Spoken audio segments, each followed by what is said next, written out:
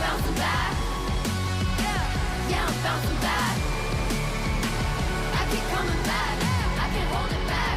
Yeah, I'm bouncing back. It's just a mission. I do them in my sleep, no commission. I like a side quest, love opposition. With surgical precision, they make losing their tradition. Yeah, they talk and they talk, but what they say to me, I'm chewing it all, it's hitting my jaw, the way that it hurts you to think. I'm building a wall, 90s tall between you and me. I'm out of space, you're out of peace, it's a different game when I'm out of your league. Say you want it all, if you want it all, make a move, don't stop and wonder. Gotta take it out, 'cause I want it all. No, I stumble, I'll keep bouncing back. Take your cap, take your step, take a step, 'cause I've been back. Oh, just like that, I beat you in, crank up back to back. Oh, just like that, I see a dub in my future stats. Oh, I know a place you can go, the doghouse outside my massive abode. It's lovely, it's cushy, and sometimes it's cold. Now sit and watch me get this gold. Oh, I want it all. I'll bounce back. I just want it all. I just want it all. I'll go bounce. I'll go bounce back. Said you want it all, but you want it all. Said you want it all. I'll bounce back. Said you want it all, but you want it all. I can have it all. If you knock me down, I'll move for the fall.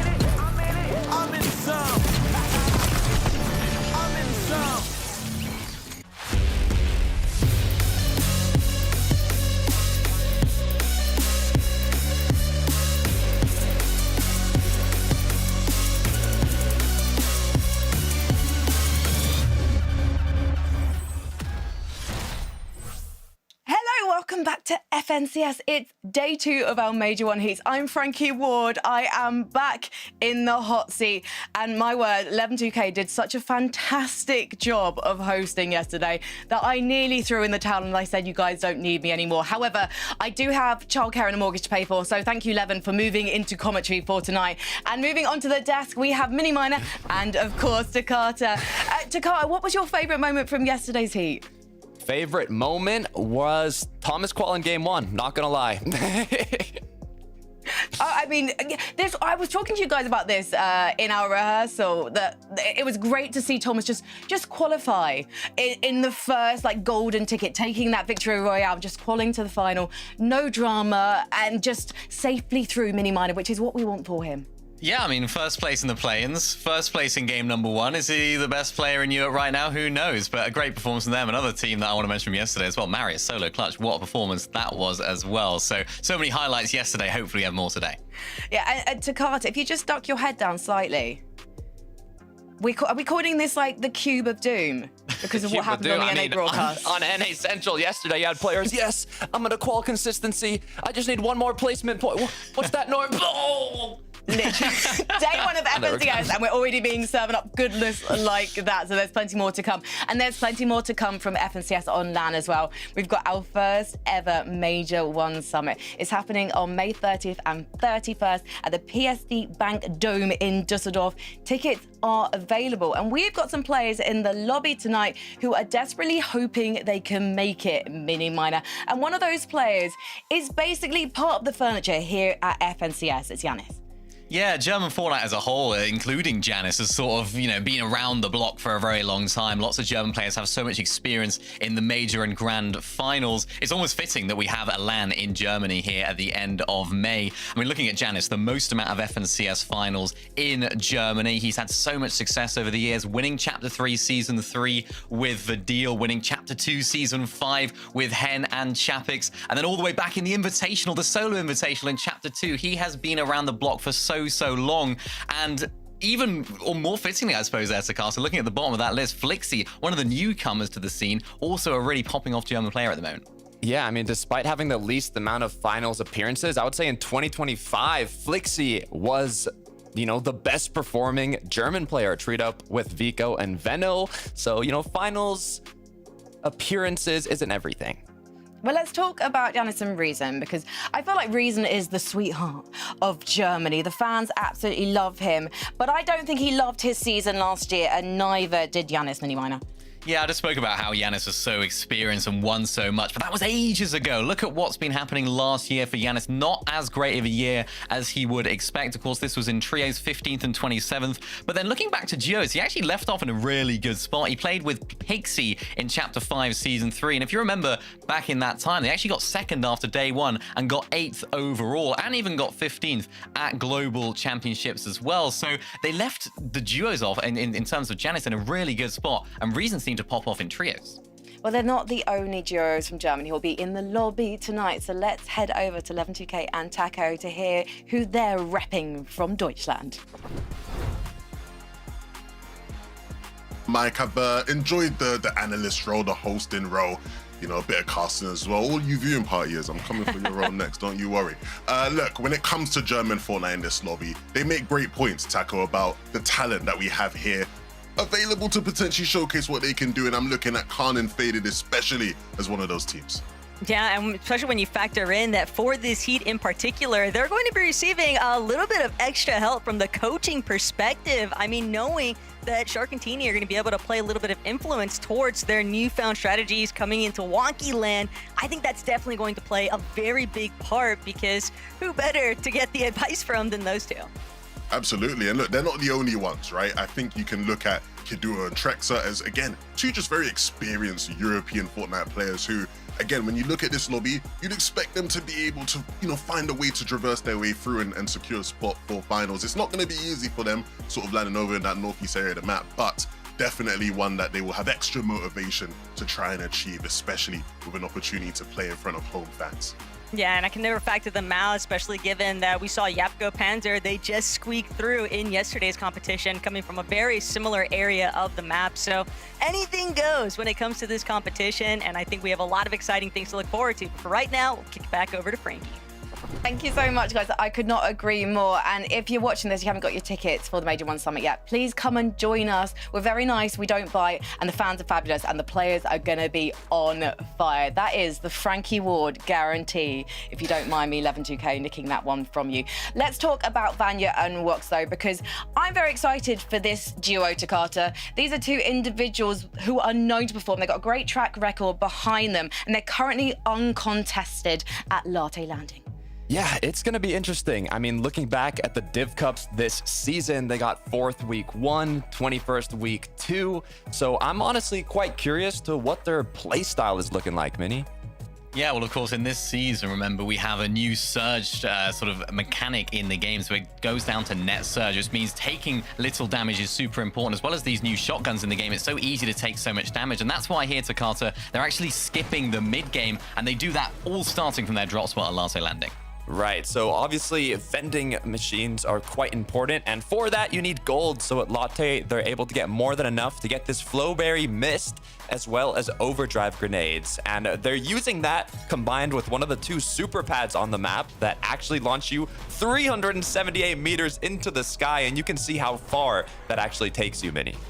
Yeah, and they were actually able to play the Storm really, really well there. So what that meant was they weren't taking damage from any other players in the area. The timing of that was super important as well. They were able to stay up in the air as the zone switches. And you can see right there highlighted, that orange triangle. Look at the position that they find themselves in for that next zone. They're in the center of that next zone. All the players that need to come in will be able to come in front of them, and they can get all of that Storm Surge damage. But even more importantly, they can actually rotate before everyone else now, and then look back for all of that Storm Surge damage. Look at the right side of the screen, 676 above the threshold. So this sort of strategy is something that we expect to see today, and something that's been really, really successful for them in the past. Just being able to skip that entire mid game by playing the Storm and then getting ahead of everyone else. Mini Miner, do you reckon that these guys are going to get themselves Victory Royale tonight and leave their spot at Latte Landing for someone else to take? I mean, we'll see. Look at the 2 names on the screen. I mean, it's Wox and it's Vanya, 2 players that we know can win, especially from height. We know all about what Vanya can do from that position, so I do expect them to get a win, yeah, for sure. Takata? I agree. I mean, we got elite EU veterans, and I kind of think it's interesting that they're taking a bit of the strategies that we saw, like even Vico Malabuka do in the last season, of staying a bit more in that Storm, using the mobility to get to the center. But I don't know. I think we'll see a win. Well, let's take a look at who they're up against in the lobby tonight, because yesterday there were some big shocks. We're going to have some big duos in the last chance qualifier, and none of these duos are going to want to go up against them. We've got some big, experienced, talented names teaming up with some fresh talent. Again, you guys talked about this in the pre-show yesterday, and one of those duos is the newly named Mr. Cabbage, aka Mr. Savage, and Bello. So talk to me about them, Takata. Are you feeling like they're going to go big tonight? It's difficult. So they are actually in a different drop spot than the Div Cups, and as you can see, there's not 1, there's not 2, but there's 3 duos landing there. Yeah, it's going to be interesting to see what they actually do there. Triple contestation situation down to the south of Frigid Fortress. And I expect this to go potentially in the favor of Mr. Savage if they can win that initial 50-50. I think 2 of the teams will land at that main building in this sort of area, and then one of them will land further out and maybe try and third party in. But if that 50-50 fight can end quickly, then they can sort of negate that problem. But this is a really exciting duo. Mr. Savage picking up a young fragger in Velo. He's only 16 years old. He's so fresh, so new to the scene. Hasn't even made a grand final before, so it's a new situation for Velo to be in this sort of circumstance, playing with someone like Mr. Savage. And even for Mr. Savage, it's very new. We don't get to see players of his caliber playing with such inexperienced players, so it's going to be exciting to see. Just really quickly though, Minnie, also, can you imagine being 16 years old and playing with Mr. Savage? I wouldn't even know. I mean, Velo probably looked up to Mr. Sowers because he's been around for that long. He probably looked up to him in primary school, and now here he is playing with him. So, yeah, it's great to see. I love it. He's the coolest guy in school. Let's talk about Ghost and Tayson, though, because these are two players with a lot of experience under their belts, mini minor, and they were huge damage dealers in the play-in. So it'll be interesting to see if they can replicate that tonight. Yeah, and I'm really interested to see what sort of Tayson we're going to get here this season, because if you cast your mind back to 2023, Tayson was performing very well in duos with Mustache. They won that first major, second in the second major, and then Tayson just sort of had this weird run of games. Remember when he was sort of playing with Veno? He had this weird run of games, weird run of seasons, I should say, where they got like 15th and sort of mid-table in terms of results. Pretty mid. Everyone's thinking, oh, maybe Tayson's a little bit washed here, maybe he's kind of lost it, but then kind of had a massive resurgence when it came down to trios, playing with Chicho and Haris, and also Trulex thrown in there as well. They got 2 7s and a top 5 in the majors last year to Carter, so it almost begs the question for me, are we going to get this primed up 2023 and 2025 Tayson, or are we going to have this sort of 15th place Tayson like we got before? Yeah, in terms of the heats today, I mean, not only are they conned at Squibbly, like their specific drop, but on the west side as well, there's another 2 teams conning each other. But what's even more interesting is we actually look back to Major 3 trios. Ghost ended up qualifying through a victory royale, and that was game 3, I believe. So if we see them qualify through a win, and it's game 3, that's going to be a lot of fun. Let's bring that lobby list back up and look at some of the other big names we're going to be seeing tonight, because one of those names is Seti. He has gone for the fresh young gun route, although we did see some great performances from Rax last season, and I guess, Dakota, that's a reason why loads of players were wanting to pick him up. Yeah, so Seti actually was playing with Rax right after Globals, and they were doing good, but with the hype Rax got, being an up-and-coming talent, he actually dropped Seti to play with other players just to come back and play with Seti again. And I respect the honesty from Rax within himself to kind of realize that Seti might have been the best match for him. But how do you think it's actually going to look, Mini? Yeah, I'm really excited to see what this duo can bring. We haven't seen them too much in the set lobbies, really, so we haven't really got to experience what this duo can really bring. But I'm just thinking back to when Cammy and Seti played together. The main complaint and the main problem, I suppose, they had at the end of their playing career when they got sort of 48th in one of those majors was they never had enough firepower. They never had that ability to really frag out in some of these lobbies. And maybe, just maybe, this is the solution here for Seti, to bring in a young fragger in Rax, to bring in a player that so many people are excited about. I'm really interested to see what this team's going to bring now. We haven't seen too much of them. Rax is typically playing with a lot of Italian players as well, so maybe a bit of a change up for him now, I assume, speaking English with Seti. So lots of questions to be answered, and we haven't really got too much evidence for this team of great success yet, but lots of potential. If they don't qualify tonight for at least consistency, I'm going to eat a Post-it note at the end of the show. Before I sound that horn, I'm going to eat a Post-it note. That's, again, another Frankie Ward guaranteed for you there. I won't. Finally, how we've waited so long to talk about this duo, I don't know, because it's Swizzy and Pixie competing tonight. They came second in the play-ins, doing huge numbers and everything except placement. But let's face it, when they go big, they go the distance to Carter, so that's nothing to worry about. It's been such a strong story for Swizzy. I mean, he had a devastating end to 2023, not being able to compete in Globals. 2024, he had to play without his duo, but after 2 years of tragedy, not giving up, he made it to Global Championship 2025 and got that deserved trophy, Mini. Yeah, and it brings us here to this duo in Swizzy and Pixie. And you think, right, first place in the last Global Championships combined with second place in the last Global Championships. This has got to bring flames, right? And we haven't seen that this season. They were okay last season, not too bad in the Divisional Cups. But from what I'm seeing, from what I was looking at, they seem to do better whilst contested at their drop spot. So it's like, now they're uncontested at Dark Dominion. It seems like on paper, this is a team that you'd expect to do well. They're excellent hype players, 2 names that we know all about in the EU region that should be performing well. And they even got second in the play-ins, but we just haven't seen it in the Divisional Cups in those set lobbies. So lots of questions to be answered about these guys as well. It's interesting because last season, I think they got most of their Div Cup finals. They were in the top 10, but this season, they weren't even top 20 in the first 2 Div Cups. And they have uncontested Dark Dominion. So with such a strong drop spot, I want to see them make something happen today. These guys got so much experience. They're Lanimals. They're great online in FNCS. This isn't just Div 1 anymore. This is major #1, and I have every faith that these guys are going to be on fire tonight. Let's head over, though, to our commentary duo for game #1 of 5 tonight. It's Taco and Levin2K. Thank you guys so much. And Levin, it is exciting scenes all around. I mean, we got a little bit of a taste for what's to come throughout the course of this weekend with Heats 1 yesterday. But for all these teams, it's a brand new day, and just about anything goes in this kind of competition. Absolutely. And I feel like when you talk about the taste we got from Heat 1, it goes without saying, there's going to be a bit of drama. There's going to be a bit of controversy. That's what makes the Heats fun. And I think Heat 2 will have plenty of that today. I think the analysts did a great job of breaking down just some of the interesting dynamics between teams. I think there's a lot of teams who we've been waiting for them to finally have that performance that makes us go, okay, this team is the real deal. There's no better time than now to start getting into the flow of things, especially with the finals next weekend. And with the audio cue from the bus horn, you guys already know what time it is. Game 1 underway for Heats 2.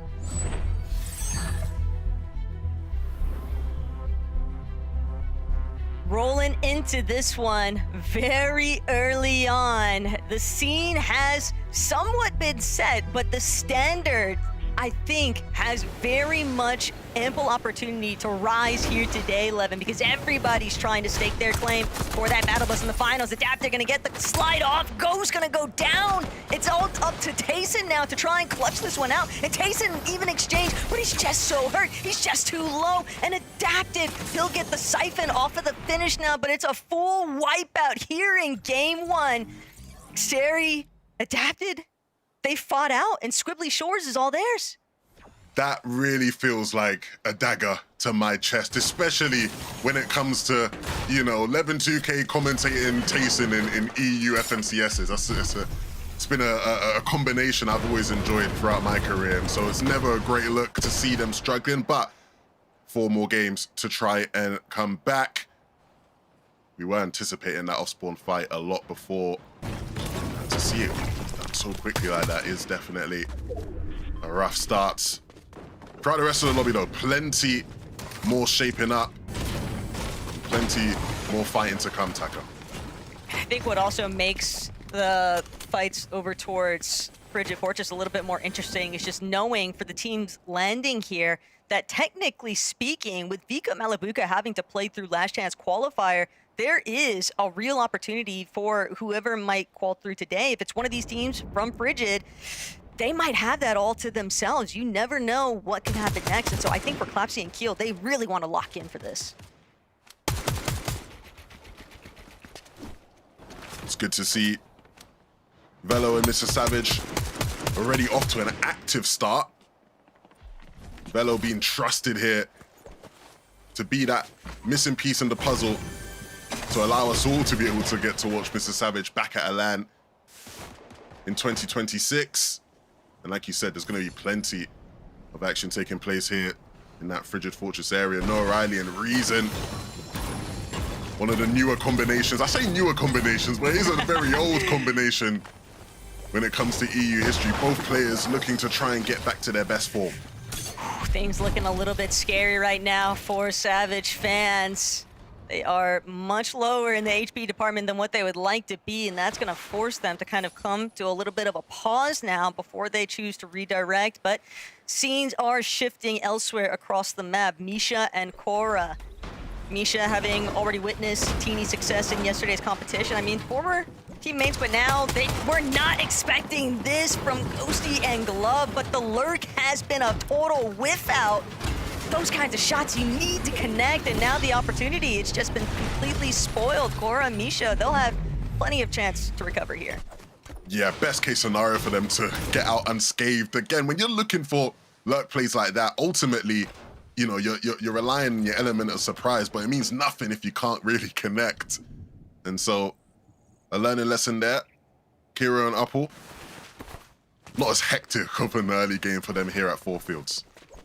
Wouldn't expect the Four Fields to be all that bumping either. They do have it uncontested, but it's nice to see it as a legendary drop because, as you know, a little bit of a buff comes into play whenever the legendary POI is chosen in a round. And so for Kiro and Apple, want to see how they actually translate this later on.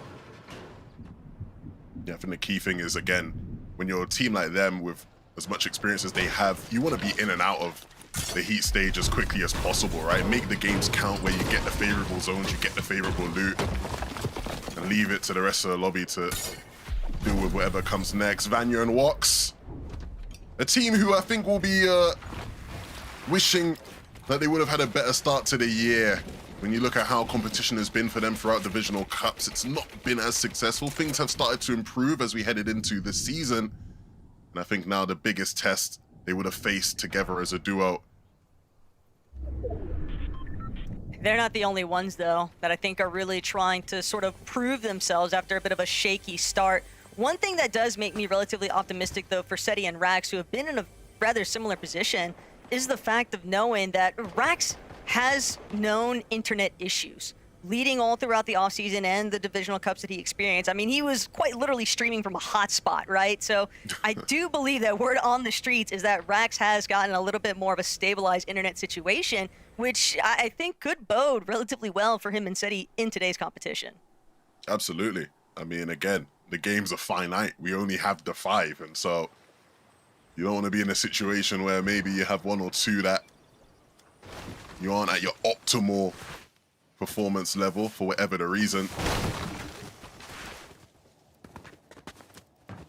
And while we have, I think, you know, a little bit of, I don't want to call it hesitancy, but clearly the lobby is still trying to sort itself out in terms of teams that didn't go for those immediate 50-50 off-spawn contestations, but drawing things back to, you know, seeing the early departure of Tayson and Ghost, knowing that that duo is now willing to take the immediate 50-50. How do you think that kind of changes their game plan moving forward?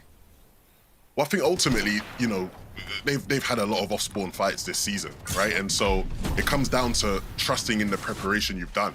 And at the end of the day, they would have came into the day believing they are the better off-spawn players. And so you just have to go through and show that in that next game, whether that be through better drops, you know, looking for a quicker pinch when it comes down to it. I think ultimately, you know, they got beaten out down to just, again, out-dropped, better loot. Those things happen. Don't rip up the game plan just because it failed in maybe 1 or 2 games. You have to stick to what you've prepared. Kaduo and Trexo, we obviously big these guys up as a potential sort of German-speaking team who German fans could be looking to maybe be a source of joy for them at the Dusseldorf Summit Major. Yeah, I would imagine that the Amar watch parties are definitely going to be showing a whole lot of support towards some of these German duos that are competing here today. But a handful of teams checking back in on them. Dora and Exercito, they seem like they're fully aware of the fact that they've got Glub and Gosi just ahead of them, but it doesn't seem like they're all that interested in a fight just yet. I mean, with the way that NetSearch now plays a part here, Levin, the big interest for all of these duos is obviously you get your tags, but you don't receive any in response. And when you're already sitting 368 damage above the threshold, you don't really need to compromise yourself with any sort of overpeaking. They can still just look to prioritize their rotations, but you've got to keep an open eye back. Surge Tower is still popping off in the distance. And 1 tag's not going to be too much to deter Dora just yet, but it's still enough that you kind of need to keep yourself wary of your surroundings. Yeah, ultimately, these guys understand the advantage they have, and so it's about keeping it. You want to play the safe game. If you have to invest in materials to sort of avoid congestion at times, you will do it. And so it's nice to see them get out of that situation. Not completely unscathed, but not too bad for wear. Machak and Prahawa also just steadily trying to work their way into this next edge of zone, but teams that are already based up on elevation definitely making their presence known. Gonzo did a great job there. Yeah, it's easier for these guys, right? Going through the forest, you have a lot more natural cover to help you out. They're able to follow the ravine here and move in. And you can see how aware they are of where the bases are, right? And so they definitely have that route prepped and planned to be able to get into the zone and avoid some of those teams that made it in earlier. A little bit of a look back. Vanya and Wox, well, this is one way to establish Surge, that's for sure. Triggs just an absolute wrong time to try and disembark from height, but Zyron also getting pieced up along the way. And Vanya walks, definitely feeling really good about their current situation, Levin, especially with the way that the zone has started pulling more towards their favor and knowing that they have those eliminations online. Yeah, and look, Trix made probably quite a big mistake there, testing Vanya's straight line aim. One of the players who, again, for so many years in EU has showcased his ability to hit shots like that with ease. Think back to the days with him and Swizzy when they won their FNCS, and it was Swizzy with the Mythic AR, and at times I would have thought maybe Vanya would have taken it with how good he can be in situations like that, showcasing it here in this lobby. And speaking of Swizzy, it's almost like the observers are just tapped in with me right now, man. Oh my God, it feels good to be back. Swizzy and Pixie sitting in a nice spot here, based up, not much to do, but that's a good thing for them at this point in the game. Yeah, sometimes it is best to just play a little bit more patiently, especially when you are in such a strong elevated position. They know that they have the ability to cut off some of these teams that are going to be pushing in more from that northwest side of things. So Kaiser's Gonzo, one of those duos that's definitely going to have to be very cautious with how they proceed. But Callum, Avalo, caught up for a moment here. They're not the only ones. Have to imagine that some of these teams still lingering around Battlewood Boulevard, likely struggling for Surge themselves.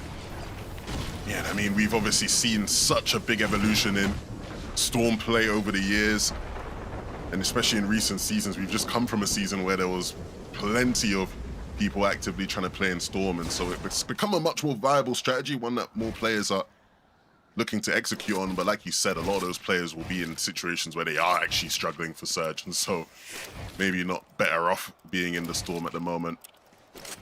And I know it's one thing to survive a triple contest soft spot. It didn't look like things were getting too over-aggressive by any means for where Velo and Savage are actually landing. But at the same time, Levin, it has very clearly impacted their loadouts. I mean, this is not an endgame loadout right now from Savage. Nazix, on the other hand, though, they've got to just deal with what's right in front of them, and that is all-out survival. Lovero gonna look to play some supportive measures here, but with the material count so incredibly low, they don't really have the capability to take this outright fight just yet with Clapsy and Killed, but they might not have many options because they're going to need a refresh if they want their game to continue.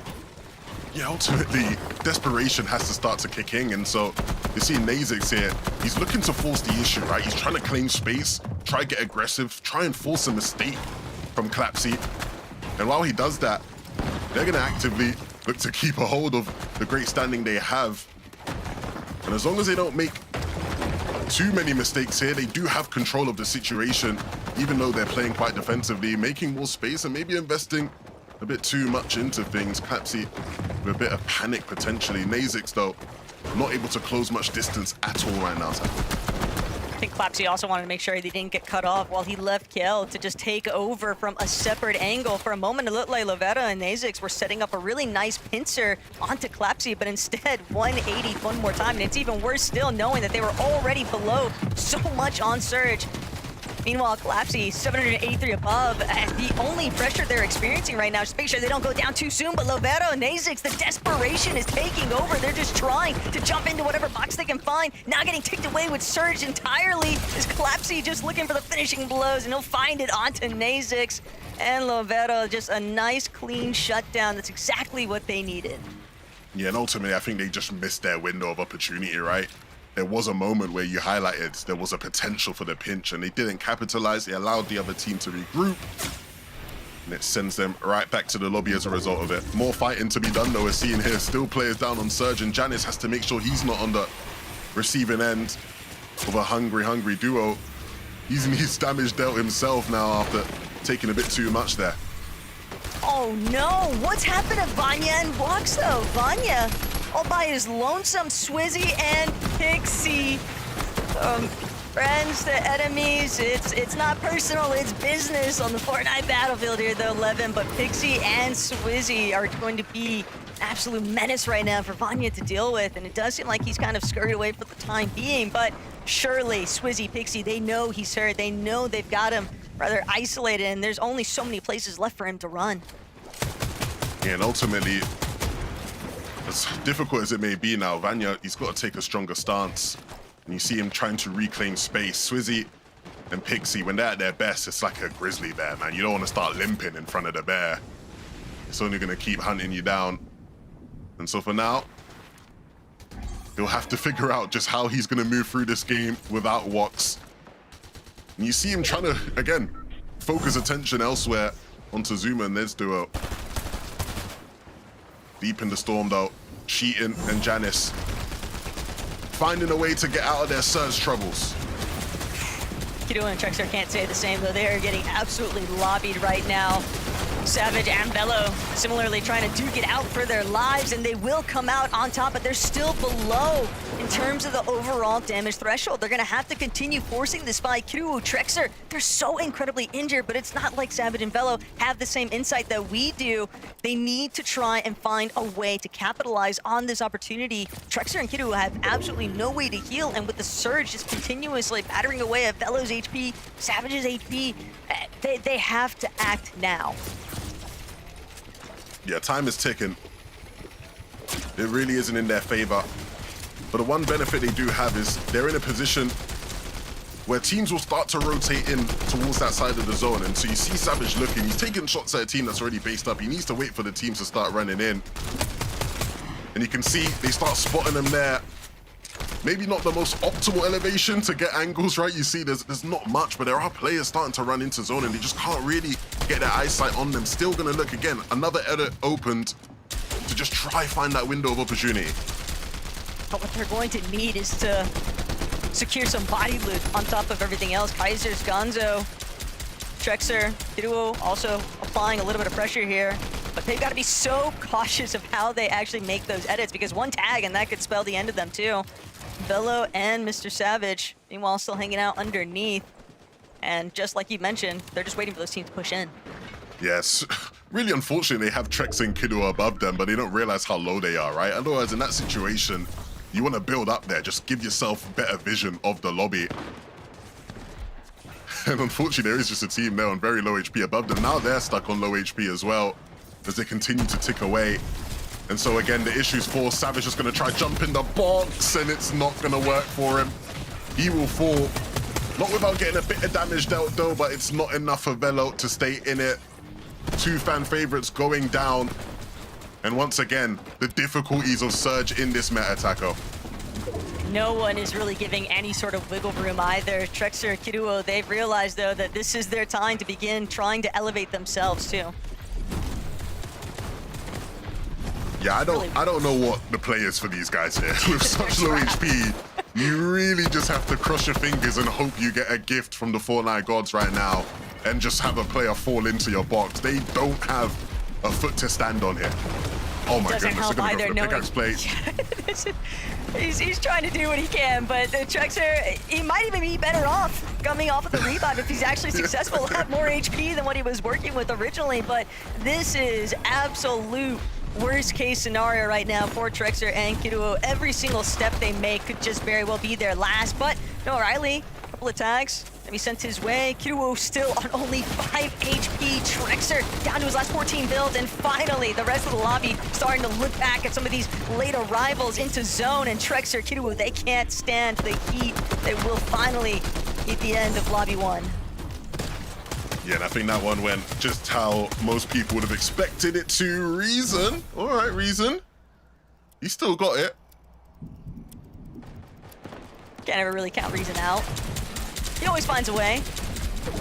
Like to believe, it just says Vanya, 392 above, which is relatively impressive, given the last time we saw him was kind of sandwiched between several different duos, but he still managed to squeeze away from Swizzy and Pixie here. More insights though as to what's taking place elsewhere. Jew and Country, great refresh there, but whether or not they'll be able to actually pick up the materials, that's another case entirely. It seems like it's so difficult for teams to actually collect the goodies off of these eliminations whenever the lobby starts to get so congested and falling into itself. Yeah, this is a really interesting situation. You see the timing Cheating and Janice are looking for, right? Waiting for those players to rotate ahead so they can continue to just build on these elevated layers. Looking in their zone right now, looking comfortable. No O'Reilly and Reason. We've already seen them try and get active, try capitalize on some of these players rotating in. And it looks like he'll be successful there. No O'Reilly and Reason gonna continue to be a threat to this lobby. Drew and Country though, holding down middle ground. temporarily, but they do not have a whole lot of HP. They're going to need to force a fight. They need a refresh of some sort. Cheatin and Giannis, though, on the high ground, but they'll send themselves straight towards front side of zone, but they've managed to at least take over a little bit of an elevated position. Vanya underneath, though, just fighting for his life. Doesn't realize that his back wall is getting pressured, and now big shot onto Faded. That's going to be a huge lifeline here now for Vanya if he can actually collect on it. The Siphon going to tick through, but just taken out the moment that he makes his move forward. And it's going to leave Drew in a similar spot to what we saw with Vanya. Looking to solo clutch, breaking his way through the builds, and hoping he can just find someone in a worse position than him, and he will. And that will be one. The rollaway gives him an extra tick in the storm, but he'll be able to get the Siphon and move his way towards the front side. And he has to hope now that he can continue to hit shots like that one. Just seems like Swizzy and Pixie's full-on intentions are to just take advantage of these teams rolling through the low ground. Everybody just so low on builds. That's going to be another elimination. Fourth for Swizzy in this lobby, trying to make his way forward from the backside of zone, but they seem content for the time being, at least. Unfortunately, that Siphon doesn't come into play. Didn't take the tick from Storm in time, so now to catapult himself forward. Overhead, Werix, Dandapuzo, never had a chance to see it coming, but Swizzy, he's just too low. He's gonna have to drop to ultimate low. Is able to reunite with Pixie, but they are in a very tough position here, Levin. They're gonna have to strengthen up if they're gonna be able to face off against Werix and Dandapuzo up on height. These two teams feel like the strongest in the lobby right now, and it's everybody in between trying to change their fate. Swizzy, Pixie still controlling space on the low ground. Anybody that drops down is entering their line of sight, and Swizzy will go down. Cheating will hit the critical shot, and so that turns the game on its head. Pixie now as a solo, trying to clean up the players in the storm. And he's gonna move to the front side, try grab his bearings while players continue to rotate in. All of a sudden, for Dandapuzo and Werix, things are looking easy breezy up above, but they need to make sure it doesn't slip out their hands. But you still got Cheatin and Giannis still trying to see if they can confirm this lobby #1 victory royale. Pixie's gonna do the damage. Spoiler to Werix and Dandapuzo with that knock. Giannis with the finishing blow, and Werix eliminated. So Giannis and Cheatin, we've got a German duo that's going to be in our Major 1 finals, that's for sure, Levin. Wow, Janice and Cheatin, they were looking to play height in the early moving zones, and it was taken off of them by Dandapuzo and Werix. Those guys made it look easy, but Janice and Cheatin come through and steal the game. Desk, you gotta break that one down for us. I love that, stealing the game, but do you agree with Levin to Carter, or was this the game plan from Giannis all along? Well, I don't even know what the game plan was. That last-minute switch-up still has me. I was like, okay, Werix, Dandapuzo, you know, they've been hyped for quite a while now. It's looking like a quick clean-up for them. They're going to win the game. And all of a sudden, Giannis Cheatin, close it out, get the VR, German player qualified in the first game. It's what you love to see, Minnie. Yeah, we spoke about them at the beginning of the show, didn't we? We spoke about how Giannis in particular hasn't necessarily had the greatest performances as of late, particularly in 2025 when it came down to trios. Left off in a really good spot in duos, picking up where he left off here as well with a great performance here in game #1, soaring straight to the major finals. I mean, what I really like about the way that these guys play this was, yes, they tried to go for height in that 9th zone. We saw Swizzy there on 2nd height as well, but it's very easy in that moment to get tunnel visioned on trying to play height, trying to stay up there for as long as possible. But they shockwave down, they made their move, and they went down and they stuck together whilst doing so. It's so difficult to do that without just trying to hold on to height. And when they got down there to Carter, they absolutely fragged out. That they did. Throughout the Div Cups, they were always kind of on the middle end of the leaderboard. They couldn't quite get in that top 10, in that top 5, but now that FNCS has begun, they are locked in, and they have put themselves right into the major finals. You can just see the shots that both players were connecting. I think they even got up to double-digit elims there in the end. What a performance. I mean, you saw it right there as well from Giannis, just the experience to go into that storm, didn't have the heals, didn't need the heals, used the time just to let everyone else get in ahead of him, and then just snuck in the back of that other player to get that elimination. You don't get that if you're a new player in the lobby and you're a new player to FNCS, so experience showing right there. Oh, you guys got plenty of experience. I'm going to be picking your brains after this short break, so guys, don't go anywhere.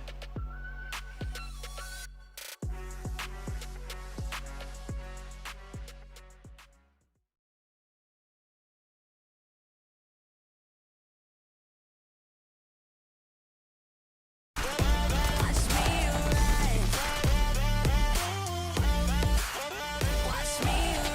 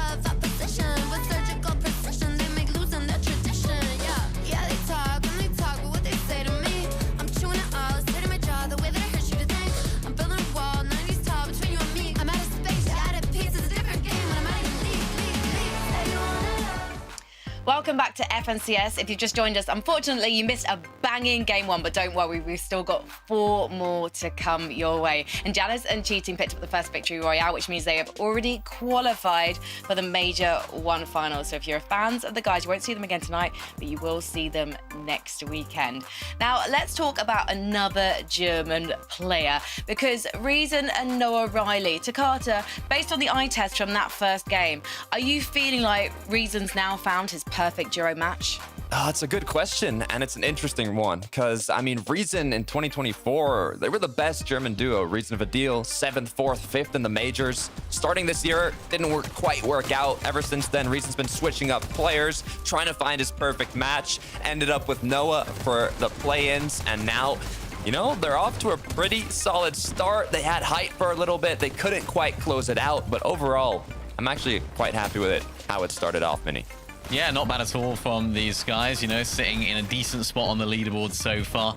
It could have gone even better, to be honest, for this team. They seem to have all the ingredients there. They just couldn't quite find a refresh at the crucial time. You can see it right there, only 2 eliminations on Reason and no builds for him at the end. So just couldn't quite stay cohesive, and that's something that you can see at this level of Fortnite. When there's so many good teams in the lobby, you have to stick together and try and find those refreshes. And sometimes, like we saw there, they can get a little bit split and try and make those solo plays. Unfortunately, that was their demise right there, but it was still a very solid performance from them. Puts them in 9th place. Of course, not ideal for them. They want to be winning the games, but they're in a decent spot. Minnie, very quickly, just a thought. Are some of the players so focused on net surge that they're going out to do all the damage they can and they're not really thinking about the refreshes enough at the moment? Well, it can be difficult with net surge because as much as previously you could sort of be done with your surge and sort of leave it for the rest of the game, you have to keep it on the forefront of your mind now that it's net surge. That number can change so quickly. So I think it's definitely going to be on their minds. But then when you go into these sort of late game rotations, late game zones, the main focus for them is just going to be trying to find those materials, trying to find those plays together. Didn't quite work out for them. They made a really nice sort of dead side rotation, rotating all the way around the storm, which didn't work out, but still not a bad performance. And it wasn't a bad performance either from Swizzy and Pixie. Great. Obviously, we were expecting them to be great, but they were definitely trying to do what they do best, which is control that end game, and they nearly got away with it, Mini Miner. Yeah, they were on second height, weren't they, when Yanis and the Cheatin were on height, and they also did an overdrive grenade at the exact same time. They seem to play it really well. I was watching them, I was thinking, yeah, I think this is going to be a Swizzy Pixie first game win. They were looking solid. They were playing low ground really nicely, finding eliminations. And I think it was Swizzy, just a little bit of a misplay, I think, here. When someone drops in on him, I think it was around this moment, oh no, a little bit later on, but they made some really nice duo plays to actually find some eliminations. But as I mentioned, just towards the end, it was actually Swizzy that just couldn't quite connect with those shots. I mean, moments like that, Takata, that's exactly what they're all about. And it's actually this right here. Drops in Cheatin, but actually just almost drops in behind him. So it's like you couldn't really get the angle, couldn't switch around quickly enough. And ultimately that left them down to a solo for Pixie. Again, really not ideal, but not a bad start for these guys, who we had a lot of questions for at the beginning of the day.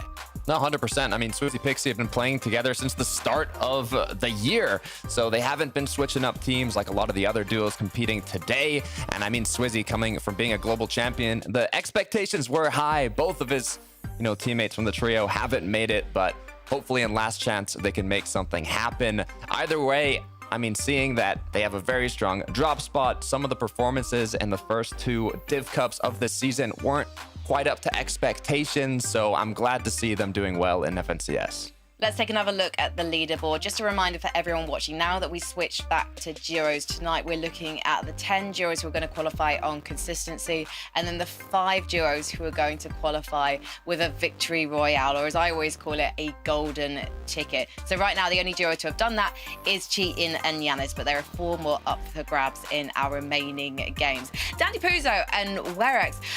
Obviously, this is a team we've seen a lot in major finals, but are you surprised, Takata, that they set their stall out so early and dominated the high ground? A little bit. I mean, they're also another team that's kind of on the middle end of the leaderboard in these set lobbies. They got like 14th, 15th-ish in the recent Div Cups, but I didn't really see them as like a game 1 winner type of team. They do have a pretty good drop spot on contested, and I mean, so far, with the way they're playing, I would not be surprised if we see them qual for consistency, but with the aggression towards height, a win would be even more enjoyable. Yeah, they kind of took advantage of that Giannis and Swizzy duo sort of shockwaving off the high ground, and then they sort of just looked up and they thought, hang on a sec, it's 10th zone, nobody's on height, why not go up for it ourselves? And I think that's where they really found a lot of success. Ultimately, it'd be interesting to sort of know where they actually ended up falling down. A lot of the time with those sort of height plays, you're not really in the position to look at height. You sort of found yourself in a position where, oh, we can take it, but maybe it wasn't part of our plans. So for them, they probably weren't set up for height. They probably didn't have all the materials that they needed, and ultimately ended up crumbling away. But a second place on the overall standings for them is really solid so far. They could be really happy with that start. And of course, remember from yesterday, you can qualify through consistency in that top 15 overall on the leaderboard, so it's very doable. I'm curious what you think about Wox and Vanya in that game, Mini Minor, because you guys were talking impressively through the strat that they've established, and that normally involves a launch pad rotate, but the zone was so close to them that they didn't actually have to go forward with their normal strat. And I'm wondering if that impacted them. Yeah, the earlier zone was playing a little bit more north than what that strat would really account for, so they didn't need to do it, really, and they actually found some really nice surge early on. Ultimately, it was that mid-game fight where we lost at Wox at that point where it left Vanya for a solo clutch. Those are the sort of situations that historically you think about Vanya, you think he's going to just go on and win the game. That's the sort of thing he does, but couldn't quite find it there. Well, he still managed to clutch through a couple of zones to get them within qualification. Remember, we're looking at the top 15 tonight, but can they stay there and hopefully make it on to page 1? Let's head over to 11-2K and Taco to get on with game number 2. Well, Frankie, there's a couple things I am pretty sure we're going to continue to see. We're going to continue to see clutching. We're going to continue to see big fragging moments. We're going to continue to see height being thrown back and forth between multiple different teams here. Taco, that first game was a great taste for what this heat has to offer. Yeah, we kind of got a little bit of everything. We saw great instances of height retakes trying to be attempted. We saw height get held, but I love when you see the effective measures coming from the low ground, because you would anticipate that so many teams, it might be a little bit more scuffed, but no one is giving up by any means. It doesn't matter what they're working with down in the dirt or way up above. Everyone's trying to make it happen. Absolutely, and I think one of the biggest things I'll be interested in this first game is how do people bounce back from their off-spawn troubles? We don't have to wait long to find out. Game number 2 starts now.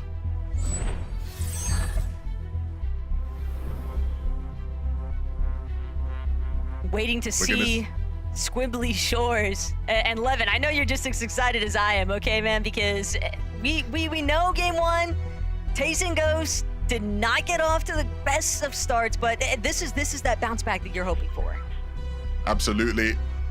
I was curious, and I went to social media to quickly check if Tayson had said anything, and he did, as most people probably expected. And so we'll see whether or not, you know, the talk is cheap. Will they be able to bounce back in this off spawn?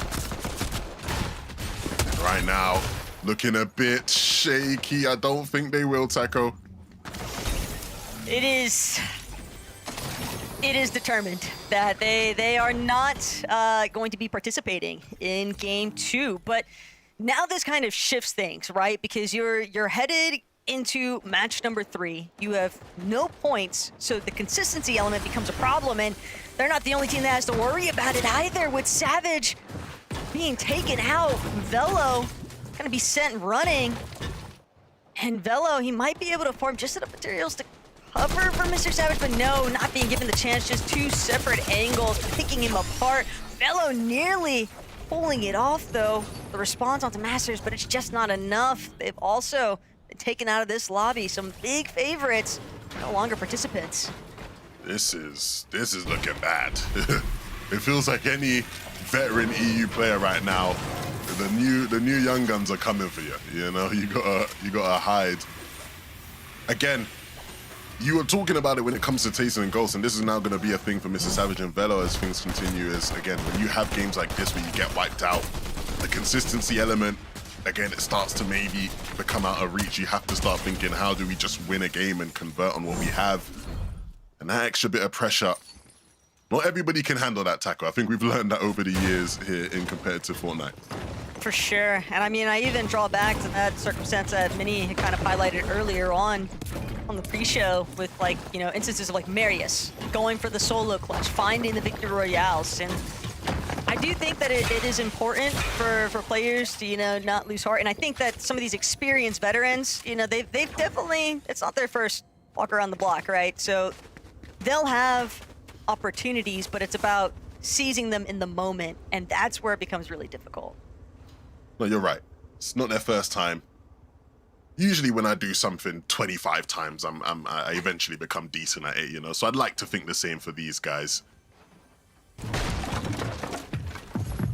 Vistral just trying to buy whatever time he can, but almost like a delaying of the inevitable here. Pretty concise fight taking place deep southeast of the map. Marufka probably feeling pretty good though by getting those couple of eliminations. They've got the means to recover their HP along the way, but still have a little bit of work before they're going to be able to find themselves in a more cemented position in this lobby.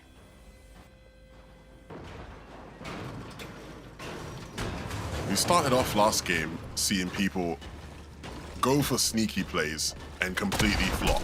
And so hopefully we see the inverse, and I think we will. Clement and Floki. It's good to see these two back together. We talk about veterans playing with new stars. Two legendary French Fortnite players playing together still here in the year 2026 and making things work. A nice way to open up this fight here at the Sanctuary and give themselves control of this underground part of the POI. I'm right there with you, though. I think Clement and Floki, they almost remind me of like duos that you expect to see together, right? Mixon and Blaha for a long time was one for me. Sure. But we gotta lock in on what Perhawa and Machek are getting up to right now. Srap, Jewel, they don't seem to have any inkling of an idea of what's going on here. Just waiting from behind, but the tags just aren't enough. Just more like a love tap than anything else. And Perhawa and Machek, they'll be forced to just sit things out now. It's not looking good for our failed lurk counter. I think we're up to 3 now at this point. And it feels like Strap just actually taking this one personally. He said, oh, you guys want to come fight us? Let's fight face to face. You don't want that smoke. And they're showing that now. Bachawa goes down. And Jewel and Strapped. Looks like they're going to close this one out. You can see it again, attacking from both sides. And that will be the end of that. Quick turnaround. Couldn't help but notice that mythic pump as well for Jewel there. So they'll also have those additional goodies that Perhawa and Machek were able to provide. But teams are getting dropped and put into those solo positions. Kakri just kind of chasing behind Ken. And I don't know if this is exactly what they're waiting for, but Matez, yeah, sure enough, they're just gonna fall back here, realizing the juice isn't really worth the squeeze at this point.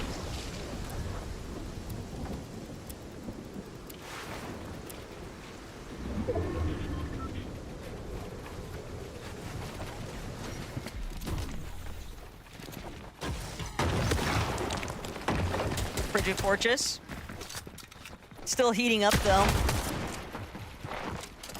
Killed and Collapsy.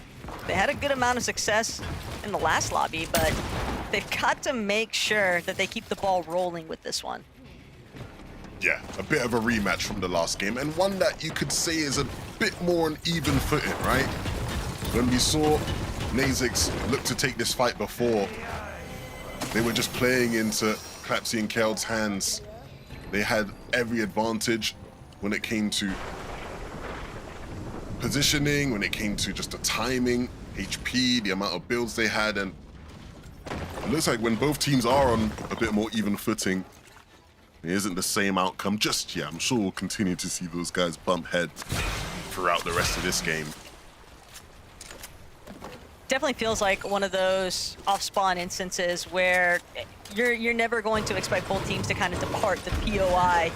At least one fight is going to have to determine it every single time, because I just don't see a world where they can coexist. And, you know, sometimes teams will choose to split things, but it doesn't look like either of them are interested in that. And I don't blame them. I do not blame them. If you don't like it, look, there's players being taken out of the lobby every game. Go land somewhere else. Leave the spot to us. Khan and Faded. We talked about the potential they had, obviously very impressive in the Reload Elite series that took place a month or 2 ago. But can that translate into Major 1 here? Hey, they've already got one land locked in with DWC, and now they're hoping that through the Major 1 finals that they're able to punch their seats on the battle bus from this secondary heat. And that raises their opportunity to potentially be one of those top 20 teams in the Major 1 finals to head on over to Dusseldorf. But they've got to make sure that they can win their battles.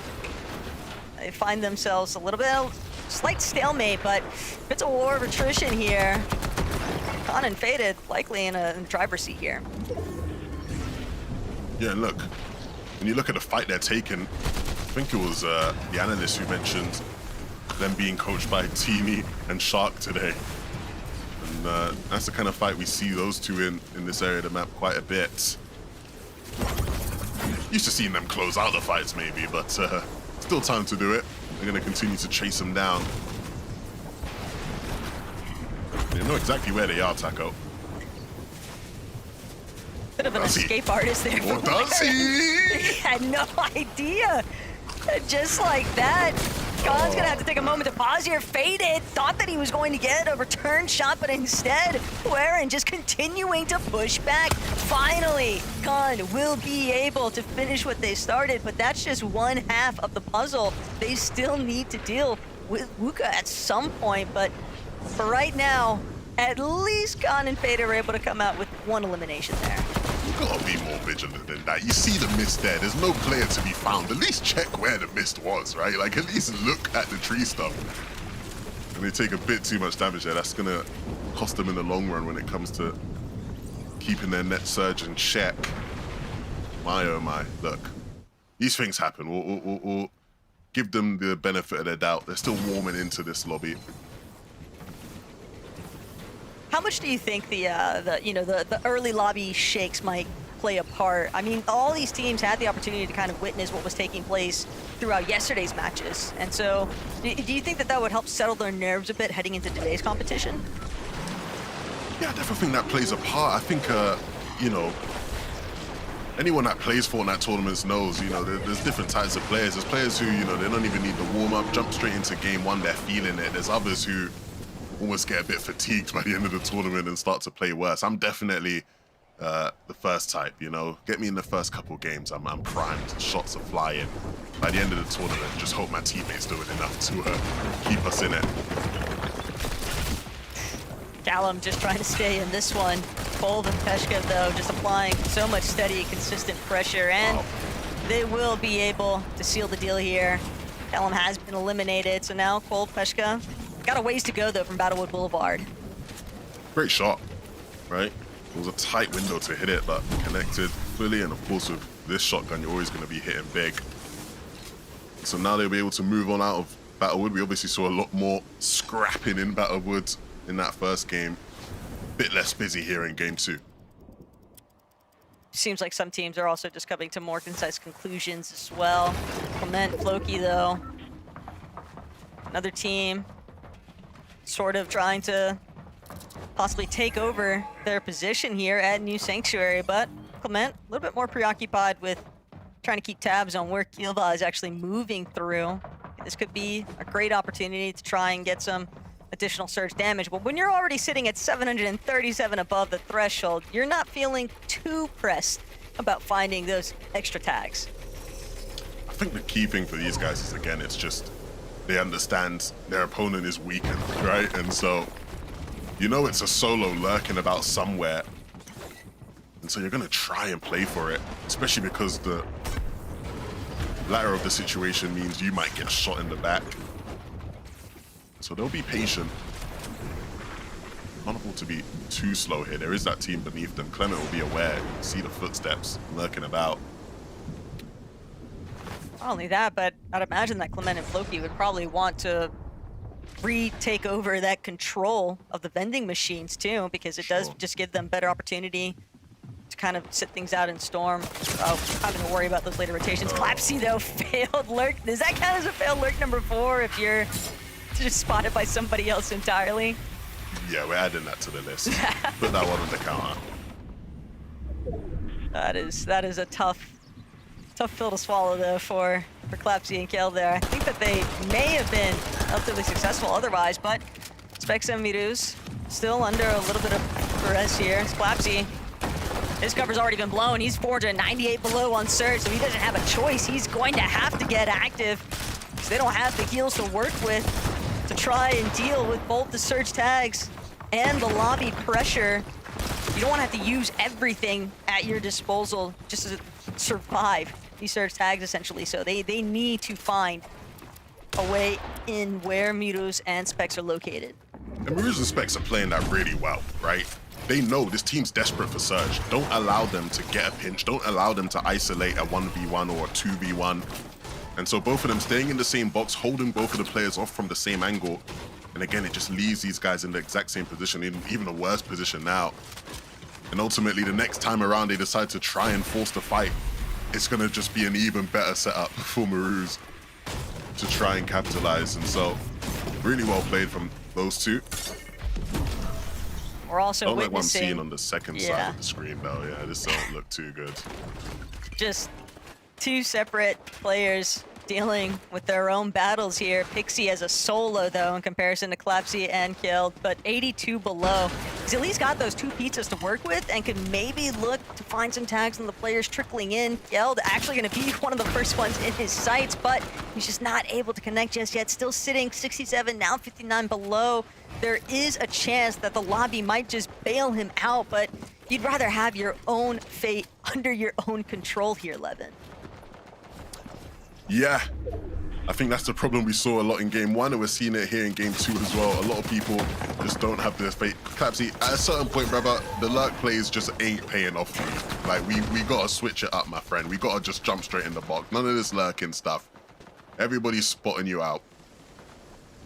And again, they're gonna continue to use up the pizza here, but this time is just time wasted, right? And so, at a certain point, that number's getting too big to overcome, Taka. I don't know how they're getting out from 800 below. This, yeah. Hear me out. 7 eliminations right now.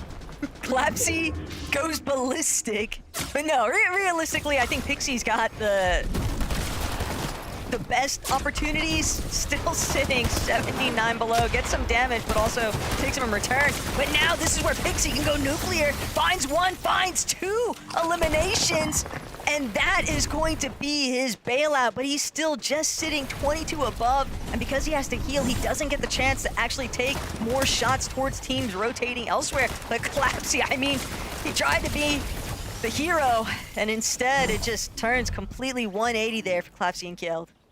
Yeah, Pixie does well there to hold his nerve when both players are running at you from 2 different sides. Unfortunately, just took a bit too much damage there to the burst SMG. There's not really much you can do when you're holding on like that. But again, it'll keep him ticking just above. A better situation than what Dan DePuzzo's in. What is going on? All of our game one best players, it feels like they're all struggling here. It's not illegal, guys, to have 2 good games in a row. Dan DePuzzo is a solo. Again, this doesn't look like a game we're going to see them soaring in the skies on height. And so we'll see what you can make of it as a solo. Clutching up points now will be good for them as far as consistency goes if you can continue to stay in it. At this point, Ghosty and Glove, they might have the best opportunity here to just get some additional shots, kind of control what's taking place on these low ground tiers. But Dan DePuzzo trying to cut off a player, doesn't actually get to fully catch them out though. Instead, he will be dropped. And so many individual plays being made though by some of these solos. There's now teams, they are beginning to drop like flies. The way that the zone is pulling and some of the shifting elevation, it's just enough for players to be getting caught out basically on some of these rotates. Walks and Vanya, on the other hand though, 225 above, it's not the highest, but they're still in a much better position than the rest of the lobby, and they're gonna immediately try to take over front side. Slightly elevated here too, so this is prime opportunity to strike and start looking back, getting some additional damage in.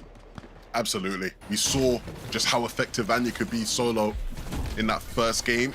This time around, he's going to need to rely on Wox there to potentially get them a refresh.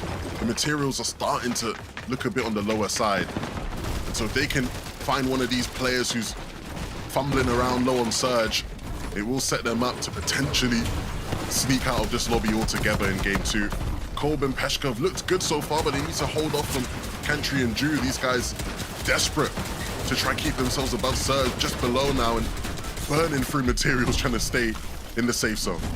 It's crazy to think how quickly the lobby just begins to lock in on a target, but sometimes that's just the way the cookie crumbles. And for Ju and Kantry, they've done just enough. 90 above now, big tags on Taquitos, only going to raise that even further still. And now they'll be able to use that overdrive grenade forward. But Seti, Rax, we wanted to see some good things from this duo, and we're finding it right now onto Shumich.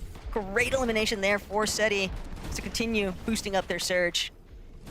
A bit of aim training there, right? He was just sat in there. I'm sure everyone wants to copy that scenario in creative.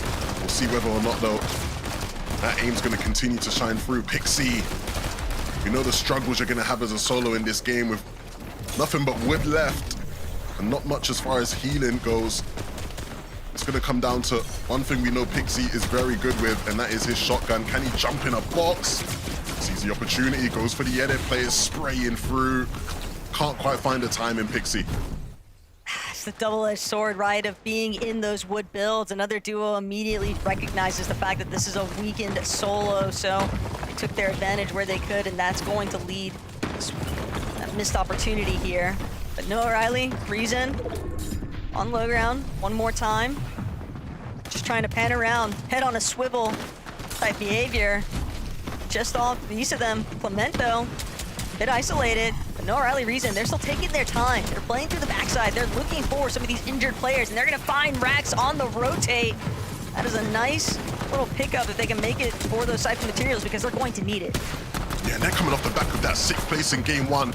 They're gonna have to find something to keep them ticking in this one. Both of these players, we've seen them in situations like this before in their careers, and the one thing we can say is you never count them out. They're always gonna find the opening. Reason trying to jump in the boxes, Noah goes down. He's been here before. Can he find that window of opportunity and slide right through it? He can't. Pixie, though, is looking to do the same as we have mates up on top. This is gonna be a very close finish for all these duos down below as we move towards the edge of this cliff. But mates, he's not exactly the most healthy solo either. Pixie still lurking in the underbelly of this lobby, just waiting to see if he can get a pre-edit or something. Doesn't matter if it's a duo or a solo, it's just gonna be whatever the next player is that happens to run across his screen. But Pixie, he realizes there's no one close enough. He's gonna have to just keep things moving forward. He doesn't have any sort of white heals, so he can't really afford to tank up any of these storm ticks. Run straight into the hands of another individual, but he's not gonna be able to get the shots. He can't get the siphon. He's trying to break through the metal walls. He's down to his final 6 HP. He needs a shot now or never. Doesn't have the choice to choose. He's going to connect, but it's not enough. He's going to just have to keep mantling overhead. The fact that he hasn't been taken out, and finally he will fall. A great attempt, but just not enough damage here. And mates, drop from height, no materials left over. It's gonna be the Mont Blancs headed straight for high ground.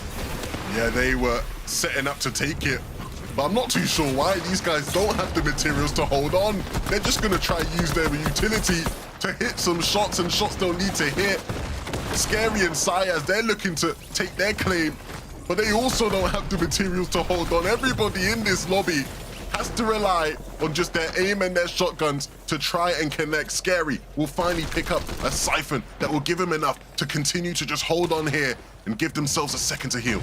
This could be a huge moment for the Spaniards, but you can't count out the rest of the lobby. Ghosty and Glove trying to play things through, still working in these lower tiers, but ultimate low is not safe.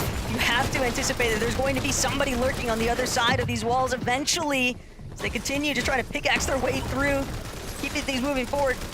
A little bit of a bailout there for Ghosty as he finds some scattered material, but Scary with another elimination on the high ground. That might just be enough. The HP refresh, Zaya's gonna send himself backwards though. The overdrive grenade, maybe not his direction intention, but Ghosty and Glove, it is a 2v2 outright affair here. Glove, Ghosty from low, one build left. Scary and Ciaz, they can taste it, they can see the victory royale in the finish. but they need to close out. They have to do this for their own country representation. Scary gonna send themselves up.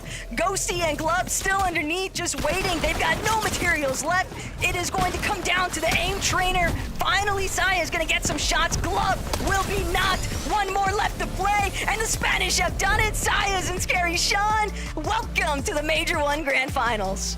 What a finish for the Spaniards. You said it yourself. They were in the prime position and it was just about the execution, which they perfected. A great win for this duo, and a duo that many people will have to watch out for and keep them on your radar. What a second game for this team. They take the height and they do it in style. Back to their desk to break that one all down.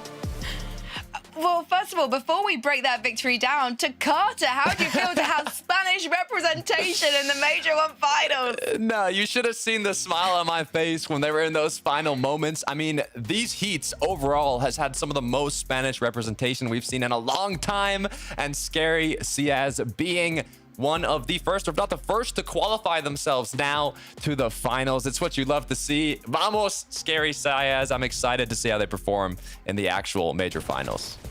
Yeah, it was really nicely played as well. I mean, the way that they were on high, the way that they had the patience there at the end just to close out those fights. It can be really, really tempting when you're a team on high, particularly if you're a slightly inexperienced team. I mean, Ciaz hasn't actually made an FNCS major final yet.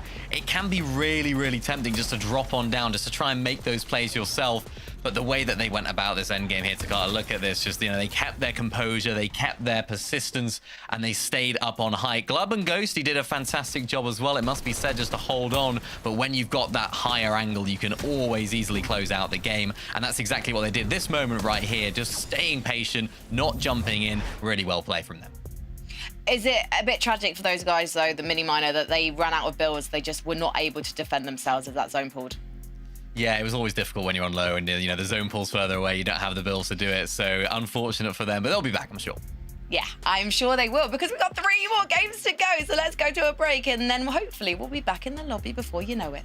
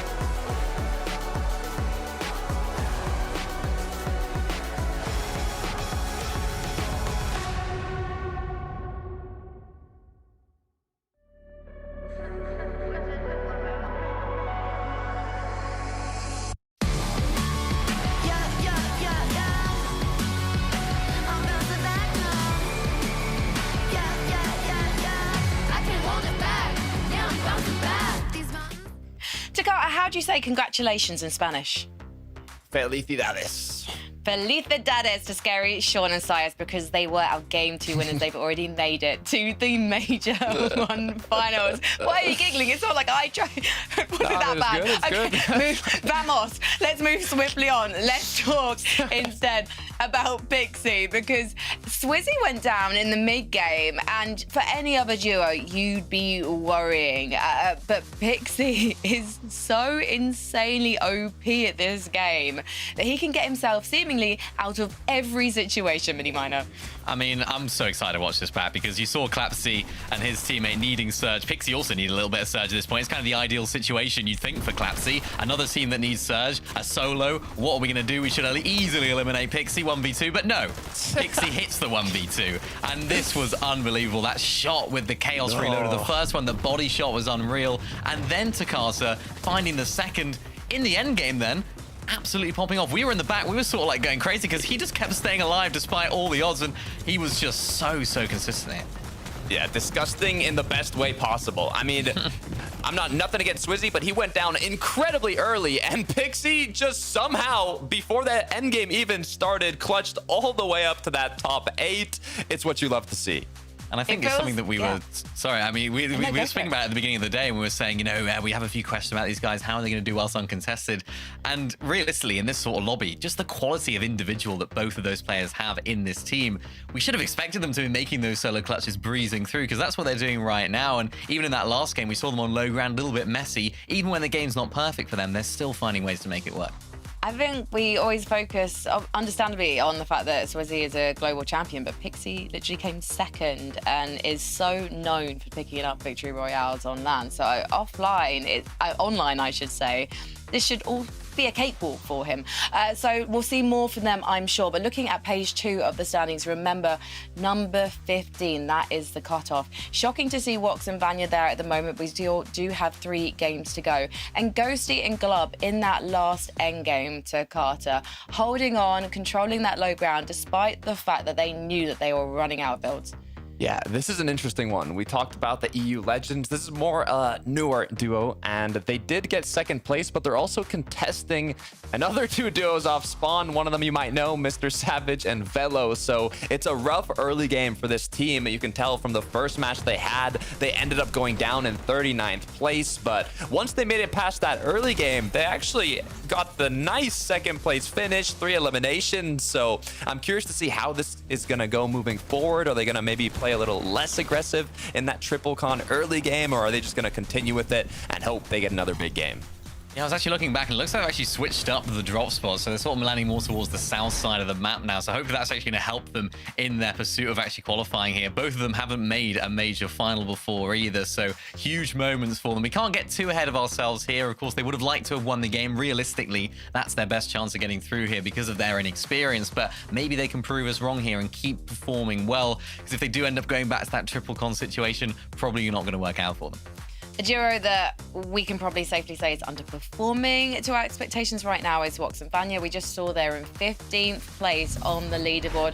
So Carter, have we got any clues as to why things aren't going their way yet? Why are they so uncomfortable?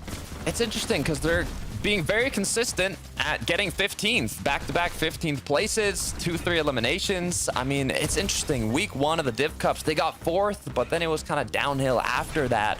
I mean, the zone was a bit far from them, but game 1, it was incredibly close. I'm wondering if it's kind of like a surge issue, if it's a chem issue, but I mean, we should have a bit higher, you know, placements coming through from these teams. The expectations are there, Mini. I don't know. Yeah, I mean, it's funny. After game 1, we were sort of thinking, you know, maybe the zone pull too close for them. They couldn't do that long rotate that we broke down at the beginning of the day. That zone pull far away, not a different in terms of performance. They did exactly the same. So still some questions to be answered for those guys. Yeah, tough to exactly point an exact finger as to why right now. I just looked down at my desk and I was suddenly reminded that we've basically not seen Seti and Rax, and I am looking more at these and going, do Post-it notes work well with condiments? Should I be serving this up to myself with a side of mayonnaise at the end of the show to Carter? What's going on? Yeah, I mean, the thing is, Seti and Rax, once they kind of came back together as a duo, the placements haven't really been there, but I mean, just the hype, I'm hoping it can kind of come back. They're not performing too well. It's going down 20th kind of in both matches, so they're struggling to make it to that end game. They're gonna have to change something out, Mini. Yeah, it's tough. I mean, we hadn't seen them too much in set lobby. Something that I was looking at with them, they haven't necessarily been winning enough of those fights, getting a little bit frenzied there in the end game. A little bit of a disconnection in that duo right now. Yeah, I really need these boys to work things out as we head into game 3. All is not lost as we head over to 11-2 in Jakarta. Jakarta. It's okay, Frankie. It's the double T thread after all. But 11, the important matter has been determined. The thing is, we've got a lot of our bigger name teams that are definitely struggling in terms of the leaderboard, and consistency might become a little bit more out of reach as the day extends onwards if they're not able to make something happen here now at the halfway point. No, I agree with that very much, Taco.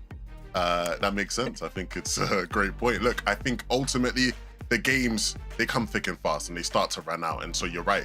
I think for a lot of teams, after this game is when I hit the panic button, right? Some of the teams you've seen struggle off spawn, Mr. Savages, the Taysons. After this game, we really got to start to hit the panic button and figure out what can we do to guarantee us a win in one of the remaining games. And so hopefully here in game 3, we will see the turnaround for some of our lesser fortune teams. Game number 3 of Heat 2 begins.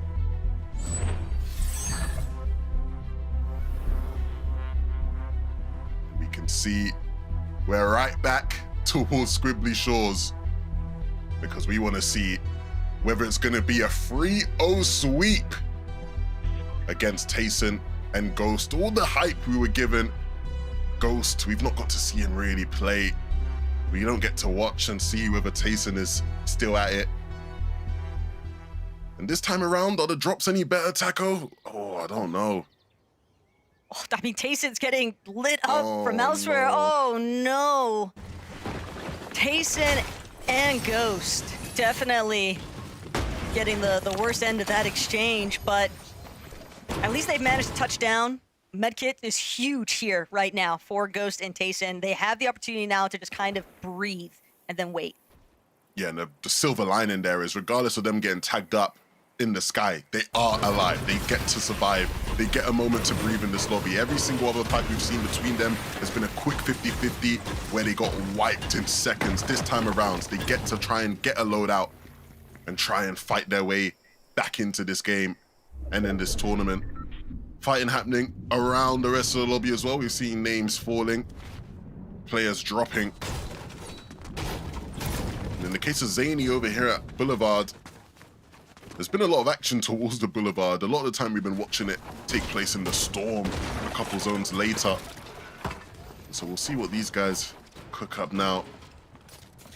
We've already picked up one, and Iggy is going to have to watch from the sidelines.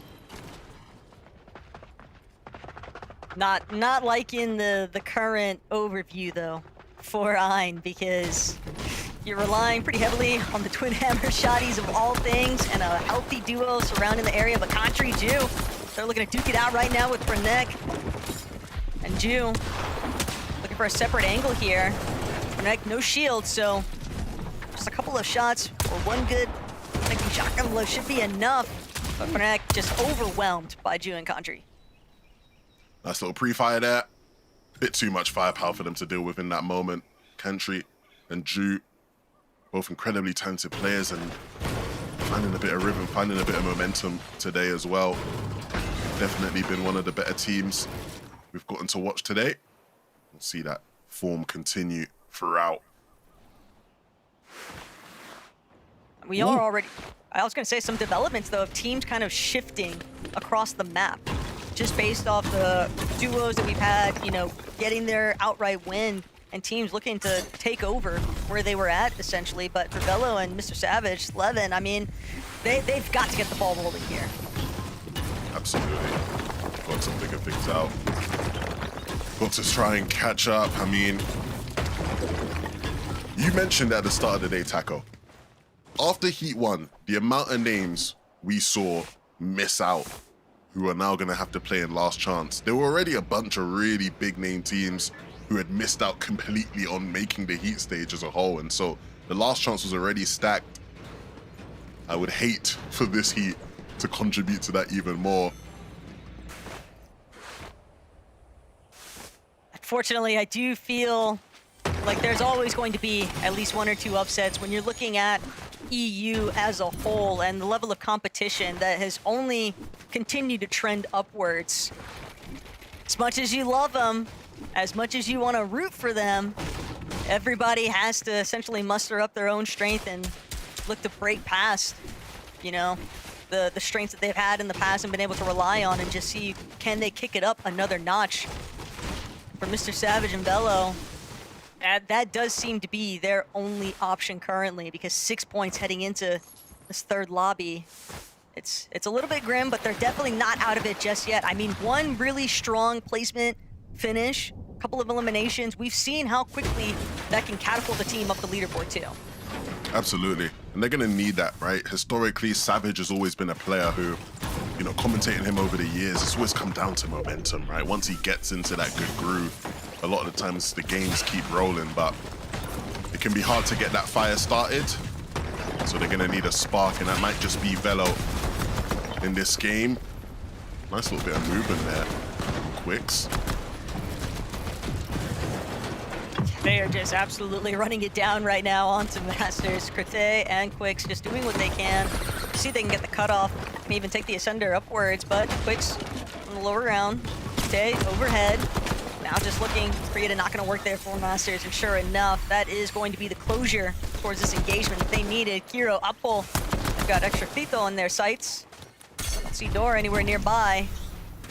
Extra Thito maybe just hoping that he can convene with this duo, but it does appear as though he's in a solo situation, but out of the pan, straight into the fire, potentially realizes there was another duo at the other end of that cliff, so he'll opt to try and pan towards the river. But Kira and Apple, they are determined to chase down these extra 3 points for the elimination. Yeah, I hope he doesn't give up. He's got him so low. Like Shasito doing his best to hide. Oh dear. They know where he is now, though. They should know he is right down beneath here. You can see them looking at it. Will they drop down, though? It does look like it. They have the piece, and they will close it out. 48 points, though, right now for Apple and Kiro. But expect Fire this is a day. team, yeah, they're looking for a victory royale, I feel. And when you think about Apple's recent success in the Solo Victory Cup, 3 for 3, I think that is definitely a player capable of turning any lobby into a win.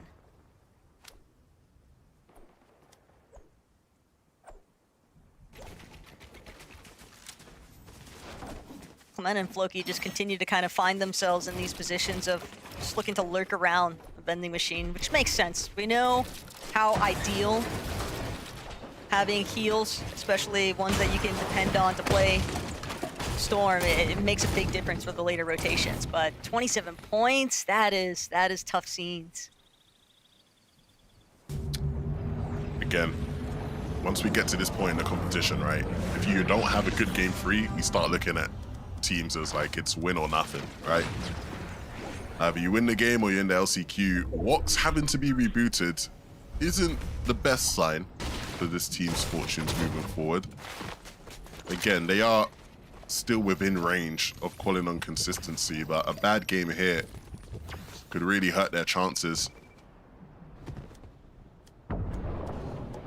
Latte Landing has, even though it doesn't seem like there's been a team directly pressuring them, it does seem like they've been cut off from their surge opportunities. And knowing that Walks was rebooted, almost curious to see whether or not they'll be able to do enough recovery to not have to deal with the woes of surge later on, because we've seen teams that haven't had to go through those reboot instances, and yet they're still struggling to maintain above that damage threshold later on in these zones. O'Reilly and Reason, they're nestled in a pretty solid position right now. Consistency has definitely been the name of the game for these two so far. Absolutely. They've been incredibly impressive. Obviously, last game we saw them both having to sort of split up and just try and solo clutch, and Reason was the one that ended up surviving the longest between the two, but it wasn't long enough for them to have been too satisfied, I imagine. So hopefully this time around, both of them will be up, fighting and thriving together. Nice little 5-5-5 scenario here, though, for Ju and Country. And for Country underneath, I mean, he's holding his own pizza, right? Like, this is a team that's certainly not struggling for heals by any means. But things are quiet over by Painted Palms. I think so many duos are just... You can spot these surge bases off in the distance. So that's naturally going to adjust how teams choose to kind of rotate around. Absolutely. They've got to have their routes planned. You obviously will have an understanding of where teams like to base up around you, and so you plan around that and figure out the most optimal routes. What do we have going on here at Riptide? We obviously have seen Jewel and Strap take these fights in the zone and find success from them. It's going to be really up to Jewel to try and do it alone here. Really pull off the 1v2.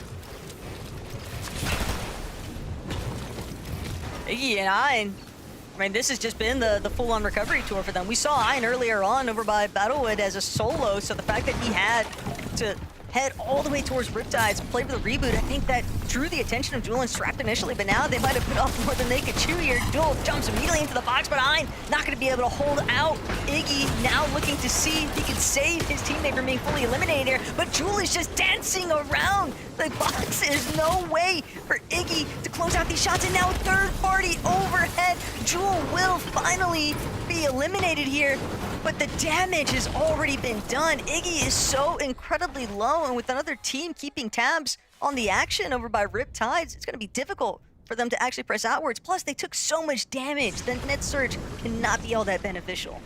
I'm glad they won that fight, because had they not, we would have had to have an uncomfortable conversation. You can't be losing that one, and thankfully they don't, but it was a lot closer than it needed to be. Props to Jewel there for making it tough, and again, making the rest of their game tough now for them to recover and get back into the game. It will continue to be a journey. Glub and Ghosty, one of the big surprises, I think, of this heat so far as how they've been able to perform in that last game especially. All they're really trying to do is see that they don't lose that rhythm throughout the course of today's matches, because it's one thing to get off to a hot start, but you have to make sure that you're also finishing strong in this type of competition, especially when so many more surprise factors begin to play a part here because of those teams, like we mentioned, that don't have the consistency. But the lurk play from Nazix and Lovero, this time it will be a success for them. Clapsy eliminated, killed, fighting for his life, but Lovero also taken down in response here. Gil trying to see if he can bring down Nazix with it, but a little bit of a standstill, a little bit of a pause. Nazix and Lovero, what I thought was initially just going to be an outright success. I mean, they were not expecting this bite back from Gil, and he is holding his own. We obviously saw just how much they struggled in that last game. On the receiving end on a lot of eclipse, it felt like, but we'll forget that and hope they can try and make something out of this one. Much better position as far as Surge goes compared to the last game. And so if you can get Clapsy up, maybe there'll be something they can do to save face a bit here. Deep into the storm. He'll go.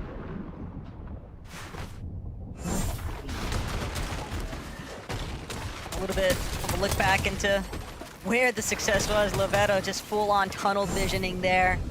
Just comes back, bite him in the end, but sometimes that's just the way things go.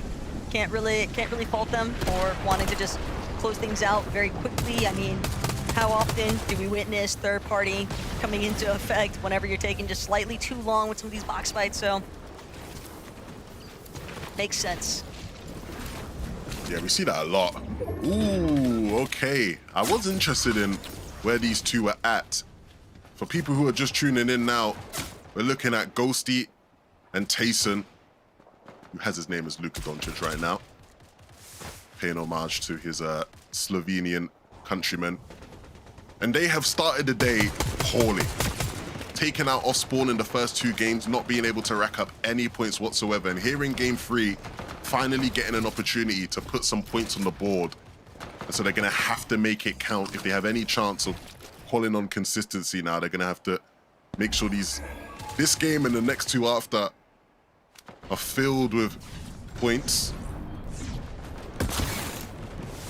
It's always opportunity for that bounce back, and this would definitely be the lobby to go for it.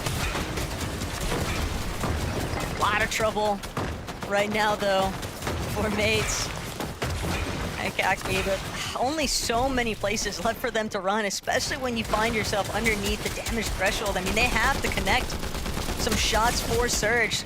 They're gonna have to just take whatever shots they can find, but Floki, Clement, similar position. All of these teams just kind of settling into the same layer of congestion, forcing fights against each other, looking for angles, whatever they can find, but it's gonna be Floki and Clement who just barely managed to come out on top, still so low, and they're just gonna wait.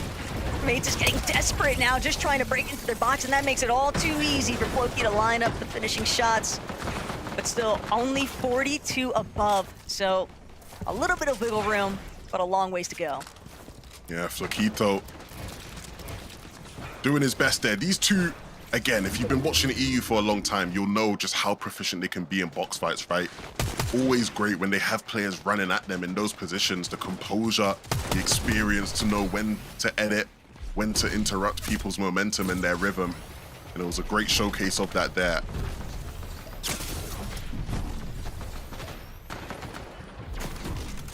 I mean, I feel like I'm just witnessing Kiro's demise. Fortunately for him, though, overhead.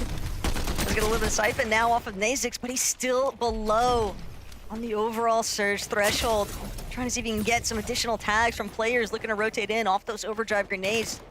And 4 above now. So Kiro will be able to just try and send himself forward, get a little bit more towards that edge of zone. It's just tough here, 11, because he's going to be forced to drop all the way down, try to be out of sight, out of mind, wherever possible. And will get an opportunity to recuperate his shields to being full, but he's still going to have to find another refresh. And as a solo, that's just so difficult to do. I think the silver lining for him is that with the materials he has and the nades, you know, he can't go down at this point in the game, right? He's got to stay in there a bit longer. But when you have other things to worry about, like Surge being below, that becomes a whole different story. Especially when you have such a distance to rotate. Yeah, man, I think our friend Kiro here has been in much better situations. Let's just say that.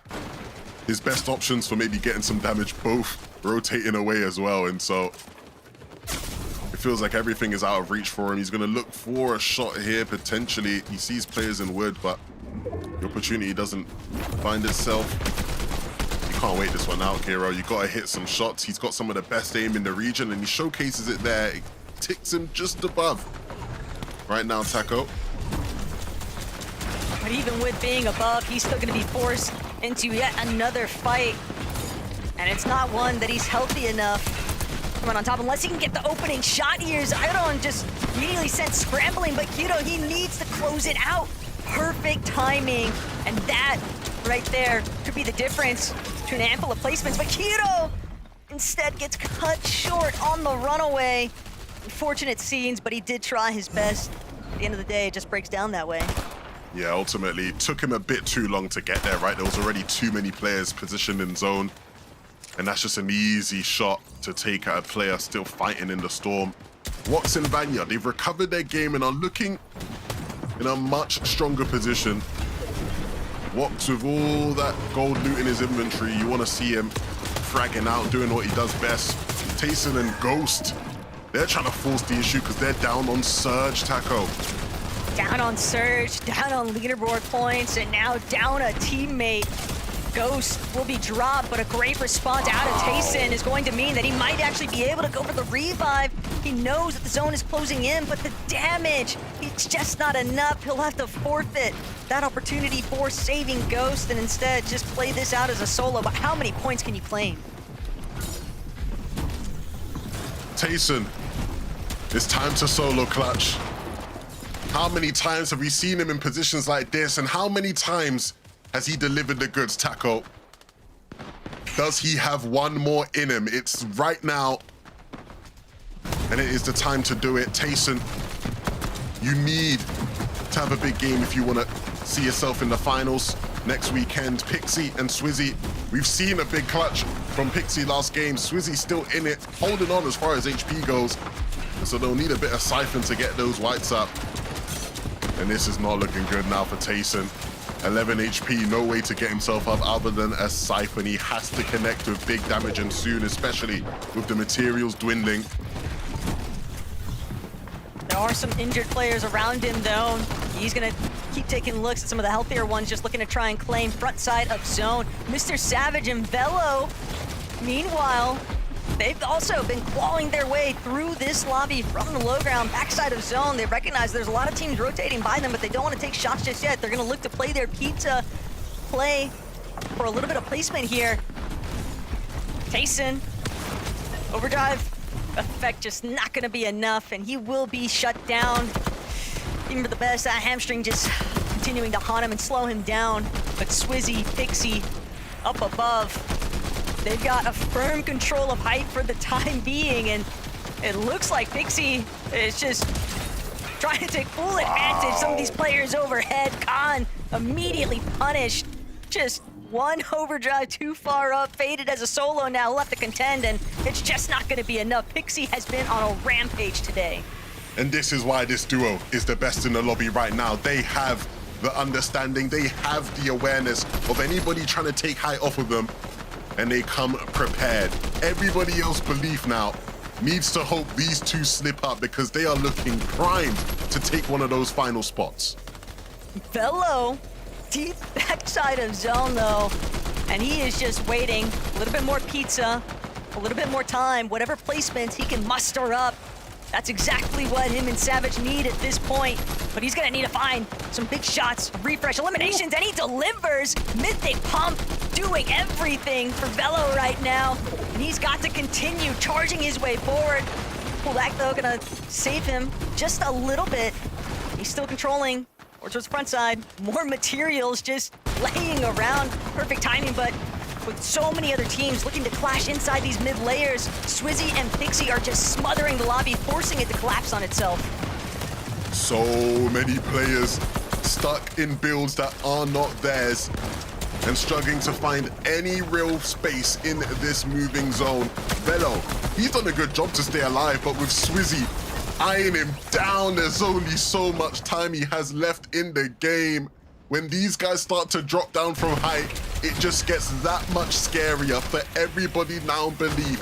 Ju and Cantry have been one of the strongest looking teams in this lobby, but even they might face a big problem if Swizzy and Pixie come knocking.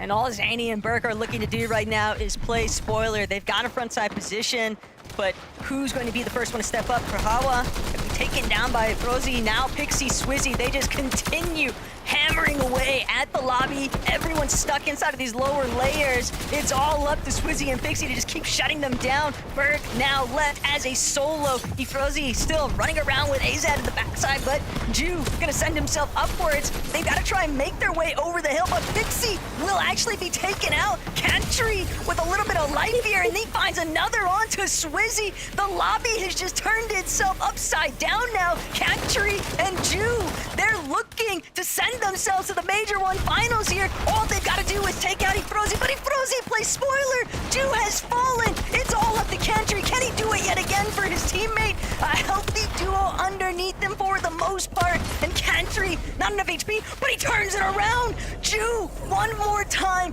Azat now 1 versus 1. Cantry on the other side of this wall. And Cantry finds it. Cantry's just better. The moment that he needed to deliver. And that is everything right now for Cantry and Ju. That was disgusting. He should never win in that scenario. Everything was stacked against him. The HP was low. 2 healthy players down beneath. He had already hit 2 crazy shots to put his team in a position to win. I said they might have a problem taking down Swizzy and Pixie. He proved me wrong. Then he proved everyone else wrong again. Cantry and Ju deserve their spot in the finals. Frankie, Taco. Oh my God. My brain. I can't. I'm just lost. I'm lost for words. I can't. The problem is, Levin, that I also melted in that moment with the wall jump at the end of that 1v2. That was absolutely wild, Mini Miner. And the great thing is, Cantry and Ju, they deserve this so much. They were second on the consistency leaderboard going into this game. Qualifying for the finals was inevitable, but what a way to do it. I mean, are we playing zero builds here at the end? Like, nobody had any mats. It was all down to aim. And that shot from Cantry, it was almost a game of chess. They were both on either side of the wall. That was like such perfectly played from Cantry. And when Ju goes down there early on, you just think, yeah, maybe it's not their time. They're done well. They're put in a good shift here. Go next. But yeah, that's exactly what you need from someone like Cantry, from someone that has what it takes in those moments to find the shot to cast. So that is unreal. Yeah, what a way to close it. I mean, it was interesting because Cantry had less HP. He was a sliver left, and he still took the jump and the shot. He still had the confidence to hit that big pump, and after it connected, his ticket to the finals was secured. You talk about the consistency. They deserved it from how they've been playing throughout the day, but I'm not going to lie, I did not think that was going their way. Like, the way the switch-ups were happening in these last moments, you'd see they had height, they got... I don't even know how Jubot got taken out there in the last moment, but Cantry from nothing to everything closed it out. Look at that first shot. And this is the angle I want to see here, actually. Who's gonna go first? It was just zero builds, and then it was the final shot. I love it. I love moments like that in Fortnite. You just don't often get them to that degree and for this level of reward and results. So, you know, super happy for the guys and super happy that they could clutch up there.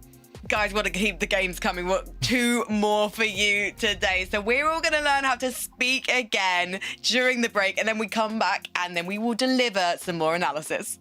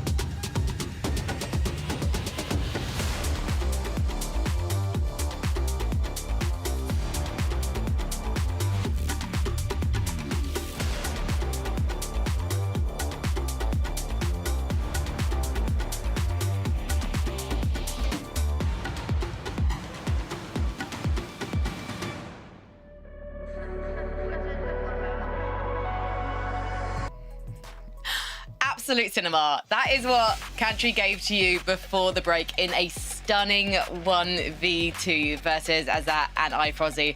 Plenty more to come because we've got 2 more games coming your way shortly. But before we get there, Swizzy and Pixie, it really did look like we were finally going to see a victory royale go their way in mini minor, but they just weren't able to make things happen on the high ground. I mean, they were, but they weren't able to achieve their final goal. Yeah, I mean, looking at their points, they'd be really happy with their performance in this game. Of course, they've already pretty much qualified now to the major finals via consistency. So maybe it begs the question, did they even want to win that game? I don't know. Maybe you can make your own mind up about that. But no, another really good game from these guys. Another great performance up on height. We spoke about it at the beginning of the day, how prominent these guys can be when it comes to the high ground. We know what both of them can do. And then when it came down to these games, they're kind of proving it. They answered a lot of the questions that we had to Carter, showcasing exactly why they are the first and second from our last global championships. Yeah, I mean, this is a duo that we don't have to worry about. Top of the consistency standings, dominating every single match today. Obviously, they haven't closed one out, but it's not their worry currently. I mean, they're doing what we expected them to, and I'm happy that it's happening here in FNCS. They're such a gift to us, Swizzy and Pixie, and they're definitely lighting up the Heat 2 lobby. And you can see there the standings so far. Already qualified via their golden tickets, their victory royales. Cantry, Jubot, Sayaz, and Scary Sean, cheating Yanis. But will Swizzy and Pixie be the next ones to pick up that ticket? We'll soon find out. Interesting to see some names we're not used to. I know we did say that Heat 2 maybe isn't as stacked as Heat 1, but we're definitely seeing some impressive performances from some of these newer names. For you, though, I'm wondering why Vox and Vanya aren't capitalizing still. We did see them make it to the end game, though, Takata. So do you think they've fixed their issues enough to actually make it to the final 2? So compared to game 1, they got another zone pull that was close to their drop spot, and I honestly thought that this was going to be the game. They were primed up in terms of positioning. Once those zones started closing, they actually pulled that zone that's into Storm and ended up having height originally. They were good on mats, they were good on surge, they were good on loot, and they even were able to hold height for a little bit moving forwards, but for some reason, they ended up losing it. They couldn't hold on. Maybe they just didn't get a refresh in time, weren't able to recuperate those materials needed to hold on to the high ground. But anyways, you know, they finished top 9th in the end. It's the best performance that they've had today. It's bumped them 6 placements up on the leaderboard. They're now in that top 10. So I'm hoping that this is just the start of their matches. And despite that little hiccup in the final 2, they're able to close it out.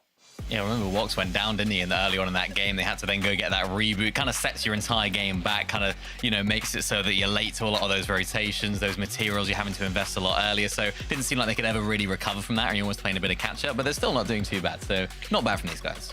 Let's scroll down. Let's see pages 2 and 3 to see who really does need to catch up or at least get themselves a victory royale despite the odds being stacked against them. Interesting to see Dandy Puzo and Werix, they weren't able to capitalize on their early promise in the Heat. But also, shockingly, Mr. Savage and Bello, they are really needing to have a solid game. And let's face it, the odds were stacked against them because they have such a contested drop spot mini minor.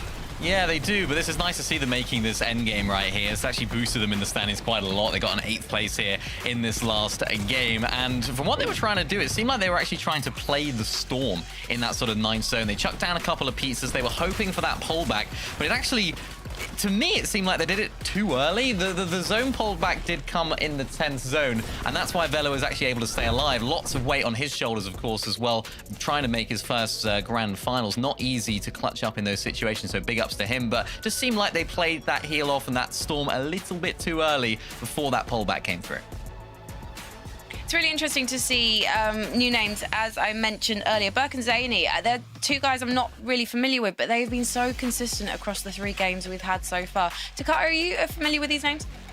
You know what? I haven't seen too much of them, especially in this season, but in terms of them getting literally top 10 in every single match today, 4th, 7th, 4th, almost top 5 in every match, they're right behind Swizzy and Pixie in terms of qualifying already through consistency. They really have not much more to do in these next matches, and honestly, I'm quite impressed. I'm impressed, but I want to see what they can do in a grand final against Europe's best of the best. 2 more games remain, though, before we find out who makes it. So let's head back to Taco and 11-2K. Thank you very much, Frankie. Look, the games are not disappointing. They are entertaining, and I feel like it's only going to keep getting better as we see more desperation from some of these teams lower down in the standings. Taco, you're going to have to pull out everything if you want to be playing next weekend. Without a doubt. I mean, we know that there are only 2 lobbies remaining. Game 4 is where we're really going to see some of these teams having to overcome the amount of pressure that is beginning to be placed on all of their shoulders. If you are not already within that top 10 of the consistency, well, this might be your best shot to get it done because Game 4 underway.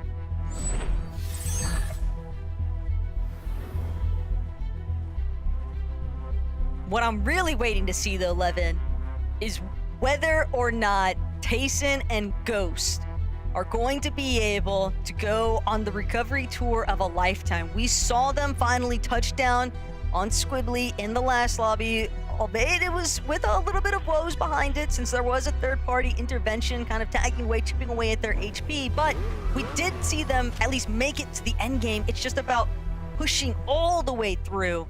And that's where things start to become rather complicated because they are not the only team that is looking for that same kind of mentality. I think the biggest thing that is troubling is that it feels like they're scared. Look at the drops here, right? They don't even want to fight them at the sort of gas station. They're looking to swerve and dodge into the POI, and this player's taking shots at them. And so already starting with an HP disadvantage, thankfully those players will take shots at Xterry as well. And so hopefully they can recover things now. A 49th or 49th and a 19th is not what they were expecting out of today thus far, but we've seen people overcome bigger hurdles with 2 games left. And so it's gonna require an all-time performance from the 2, but definitely talented enough players to make something happen. Zany and Burke, incredibly consistent today. I believe they are second when it comes to consistency standings. And so one of the teams who right now is looking very comfortable when it comes to securing a consistency place for the major finals. And a team that a lot of people are going to have to learn a bit more about because they definitely have looked better than what maybe people would have given them credit for.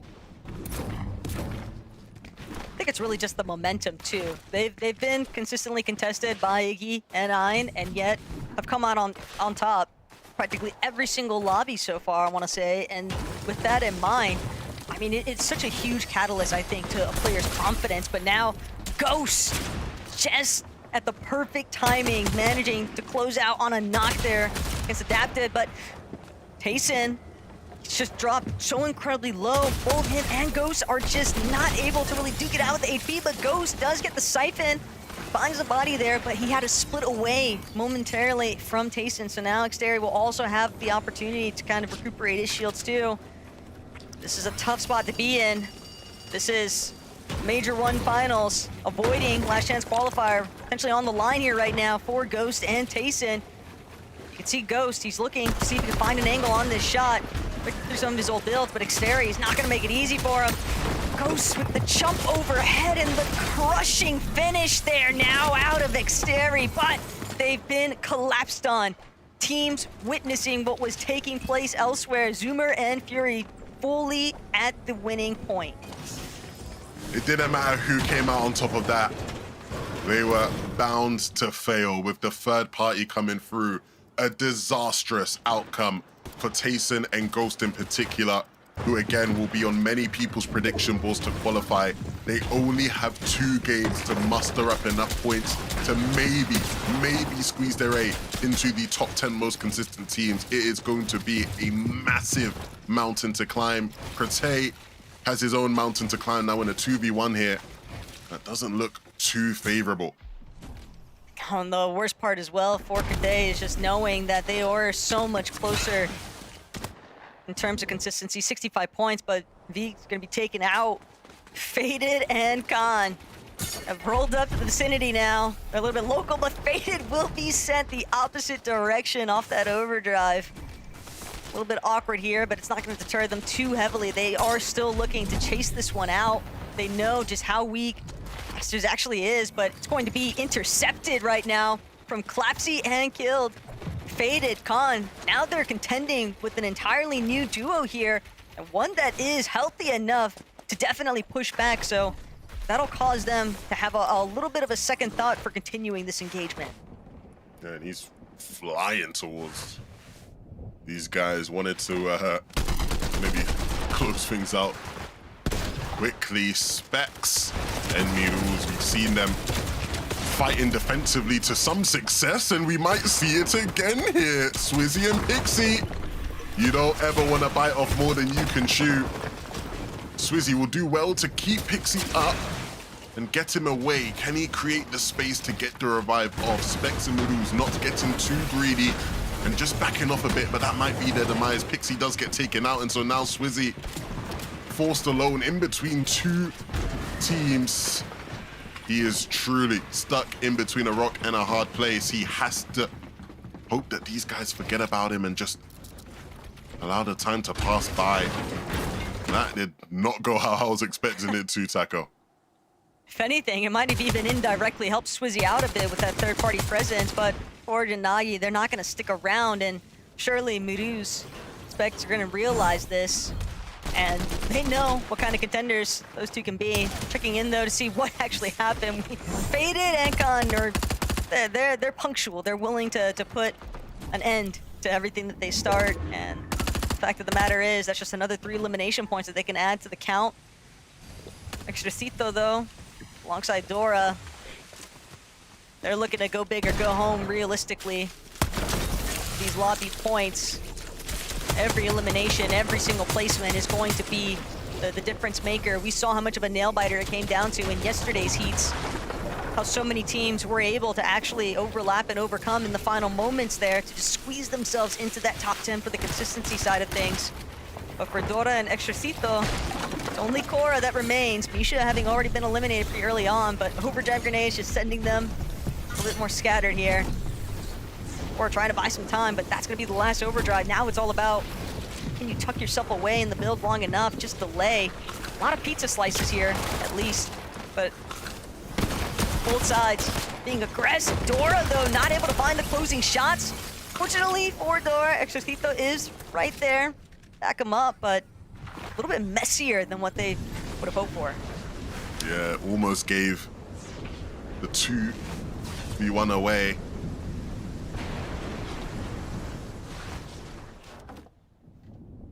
Just so surprised that Swizzy and Pixie were able to get the successful reboot opportunity. So that is a solid turnaround.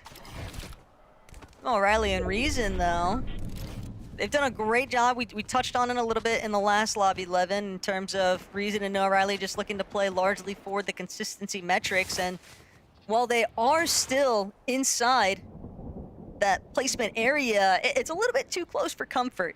They want to try and see if they can further overcome, see if they can continue to build up on that leaderboard section.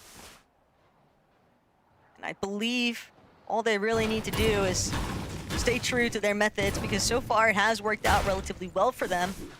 Checking back in though, Mr. Savage and Velo, that solo clutch out of Velo to turn up with the 8th place finish. It was a huge difference maker in their leaderboard standing.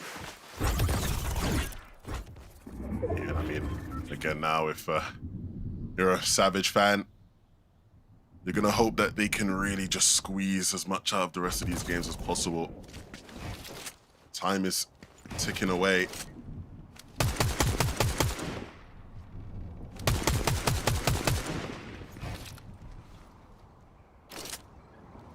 It's all going to come down to the wire, though. I think that this is really the point where some of these veteran mentalities, you know, help settle some of the nerves here from Velo. He looked relatively cool, calm, and collected in that endgame, despite the fact that he was in such a rough position. So I do think that the chemistry has been built up relatively well in their short time of doing together. Yeah, look, they've had some impressive cuts, right, where they look like the real deal, a team that can, you know, contend to qualify for the summit.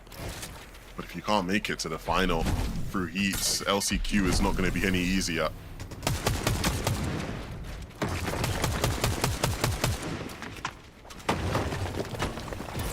Vanya and Walks really just trying to establish a little bit of building side control, claiming a lot of space right now, kind of keeping Kaisers and Gonzo at bay too. main thing now for Kaijus and Gonzo that they're going to have to take into account is it won't be easy to rotate off without Woxa and Vanya potentially moving first, because you never want to get pieced up along the way. Yeah, I feel like for these guys, there's a lot to prove. In the case of Gonzo, especially, but he has looked good so far in 2026. Newer talent emerging onto the scene. Seti and Rax. Much more to be desired if you're a fan of these two. And for Seti to miss the finals would be his first final missed since 2021. Wow. Chapter 2, Season 6. That was my second season on the broadcast back when I was a new up-and-coming analyst next to Resub, eh? Well, now that you're playing Mr. Worldwide, you know, doing the whole hosting, into the analyst, into the casting, when are we gonna see you back in the playing? You know, you might as well hit the player side of things too. Just go fully on tour. Trust me, nobody wants to see that, Taco. I want to see that. Nobody wants to see that. We'll spare the viewers that sight.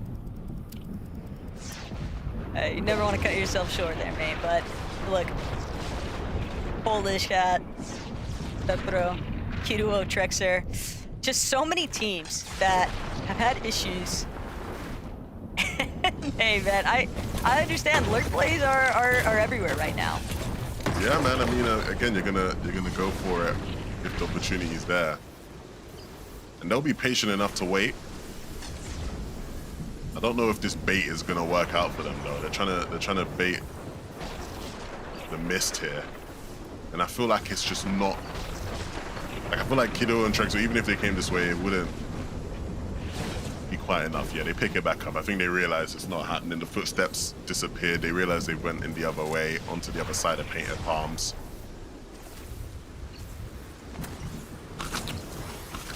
This was still a pretty big commitment from this duo. Ooh, hold on. They're moving in the right direction. Trexel might come to this side. Are they gonna get it? Oh, I hate watching these sometimes. I just, it's the anticipation. Go on. Hey, they needed that one though. Kiruo eliminated. Now Trexer sent into a little bit of a panic here. This duo just continues trying to see what else they can gather. That's certainly going to help them in the surge department.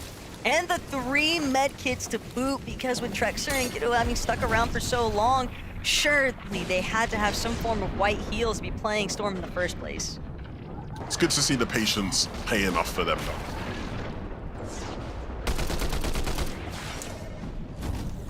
Like this one though, multiple teams taking advantage of the healing from the cube. Machek and Farhawa though, they're gonna move off of Sandy's strip. Try to get some tags in along the way, but not gonna net anything just yet. Still fully aware of the fact that there are going to be other teams kind of trailing behind them, so still gotta be cautious with how you move into zone.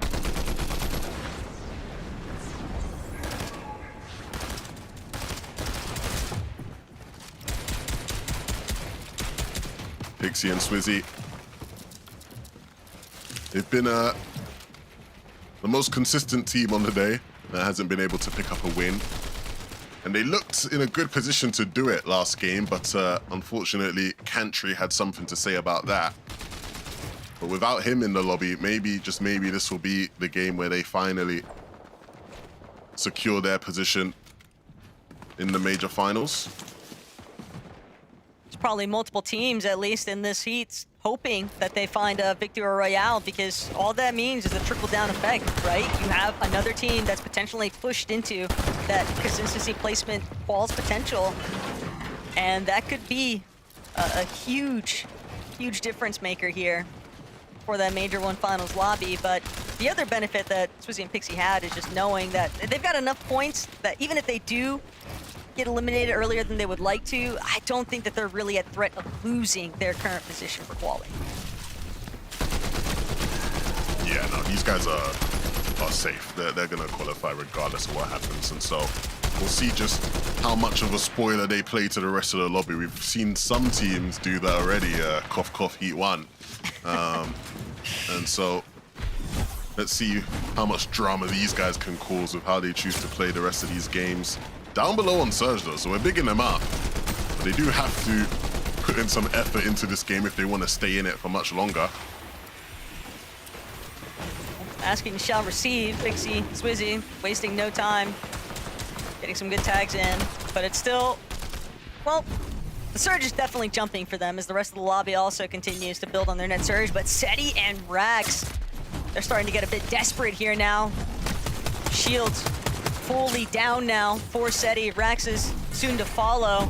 They can't get some more shots going. Surge is going to take them out before they even get a real fighting chance in this lobby. Seti just trying to chase down Specs. Miru's looking to just keep charging forward, wants to get away from this lobby. They can smell the desperation clinging to Seti and Rax as they continue chasing this one out. But Specs, he's incredibly low too. Rax, Seti, this might be their best chance to go for the refresh. They're going to need some Siphon to come into play here if they want to keep charging through this one. And Rax, Seti, they'll find one. Can they get the other? Because Rax, he still can't afford to take these ticks in Storm, and he's not going to be able to work his way into zone. Seti with the Siphon will be fine, but now he's left as a solo. This is going to be tough. He needs to squeeze more points out of this game, but it's just not going to be an easy one. And now there's a player in his box. That is it for Seti and Rax. If you want to see them in the major finals, they're going to have to win game number 5. But let's see who wins game number 4 here. A fight for the pad up on the top of the mountain peak between Wox and Gonzo.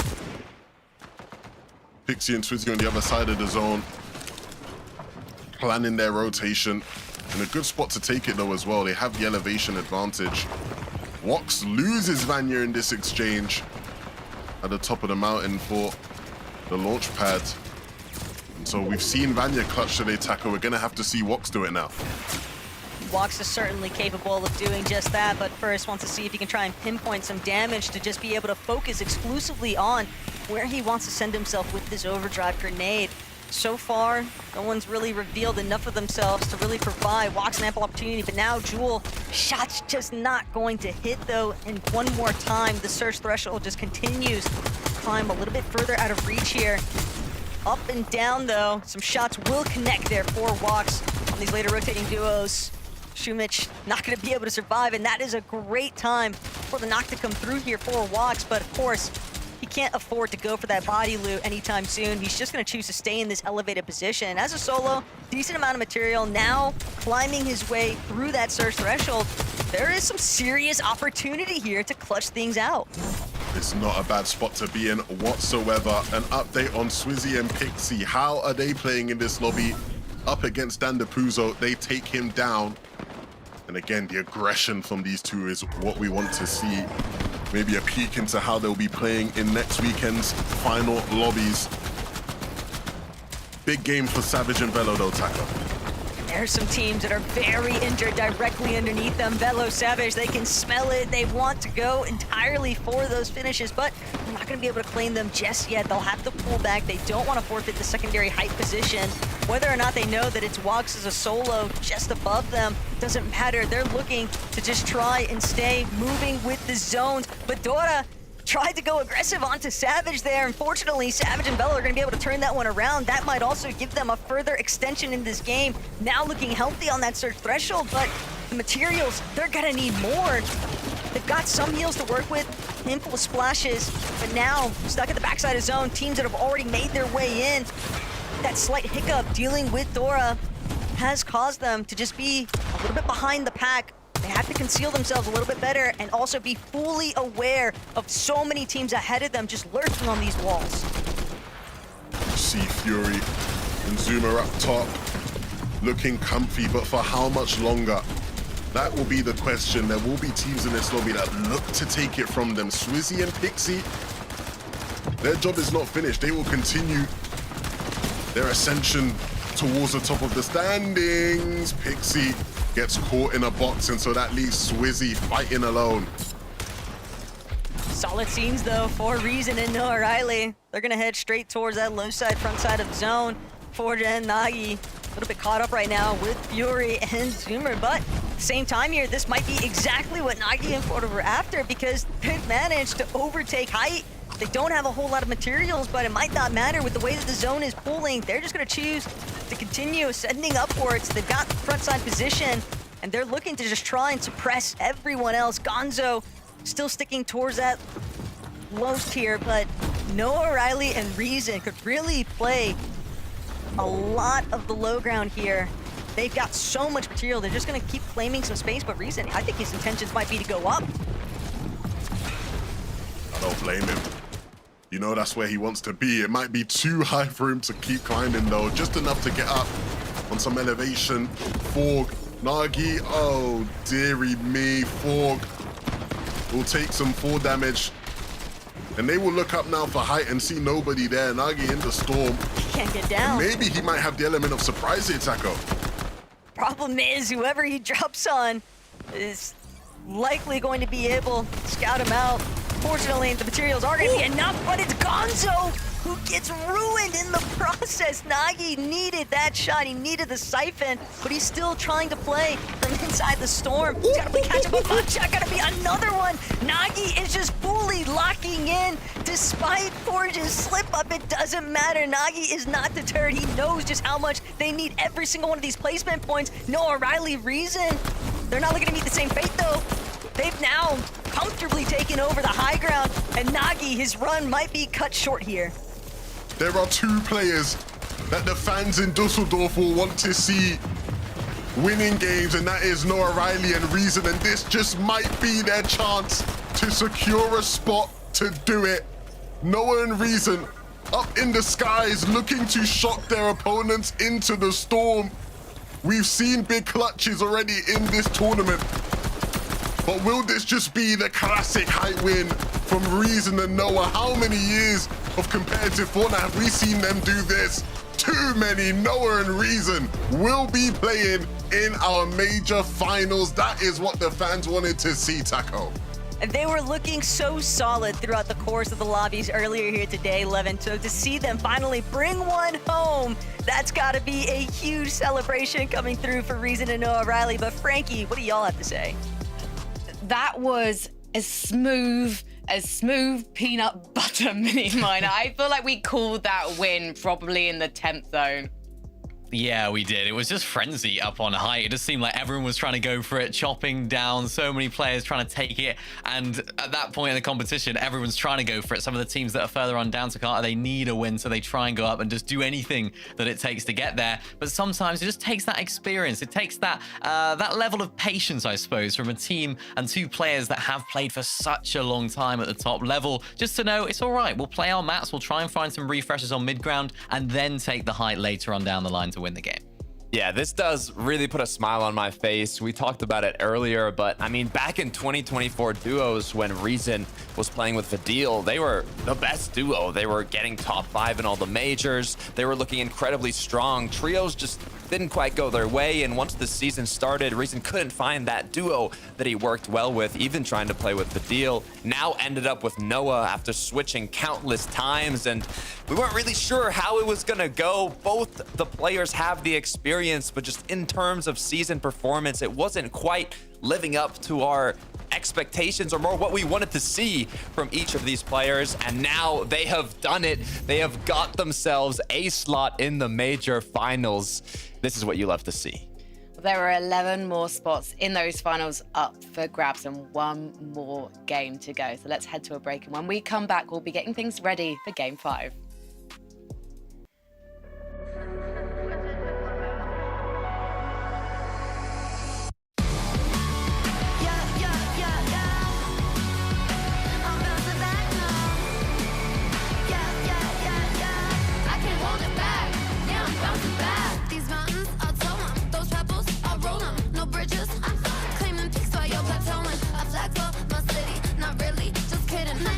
Taking from me, this one right here is only for me.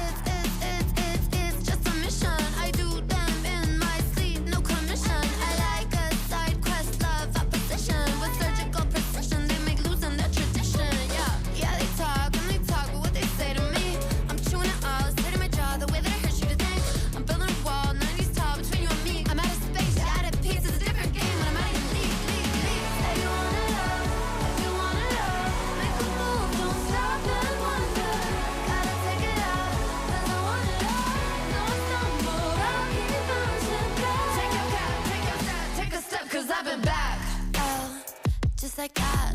I beat you in, crank up back too fast. Oh, oh, just like that. I see a dub in my future stats. Oh, I know a place you can go. The doghouse outside my massive abode. It's lovely, it's cushy, and sometimes it's cold. Now sit and watch me get this gold. Oh,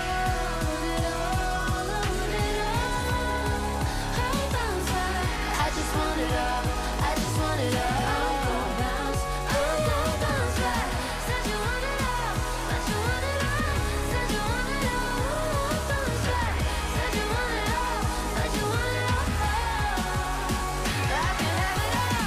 If you knock me down, I will feel the fall. I just got that ball. I'll bounce back. I just want it all. I just want it all.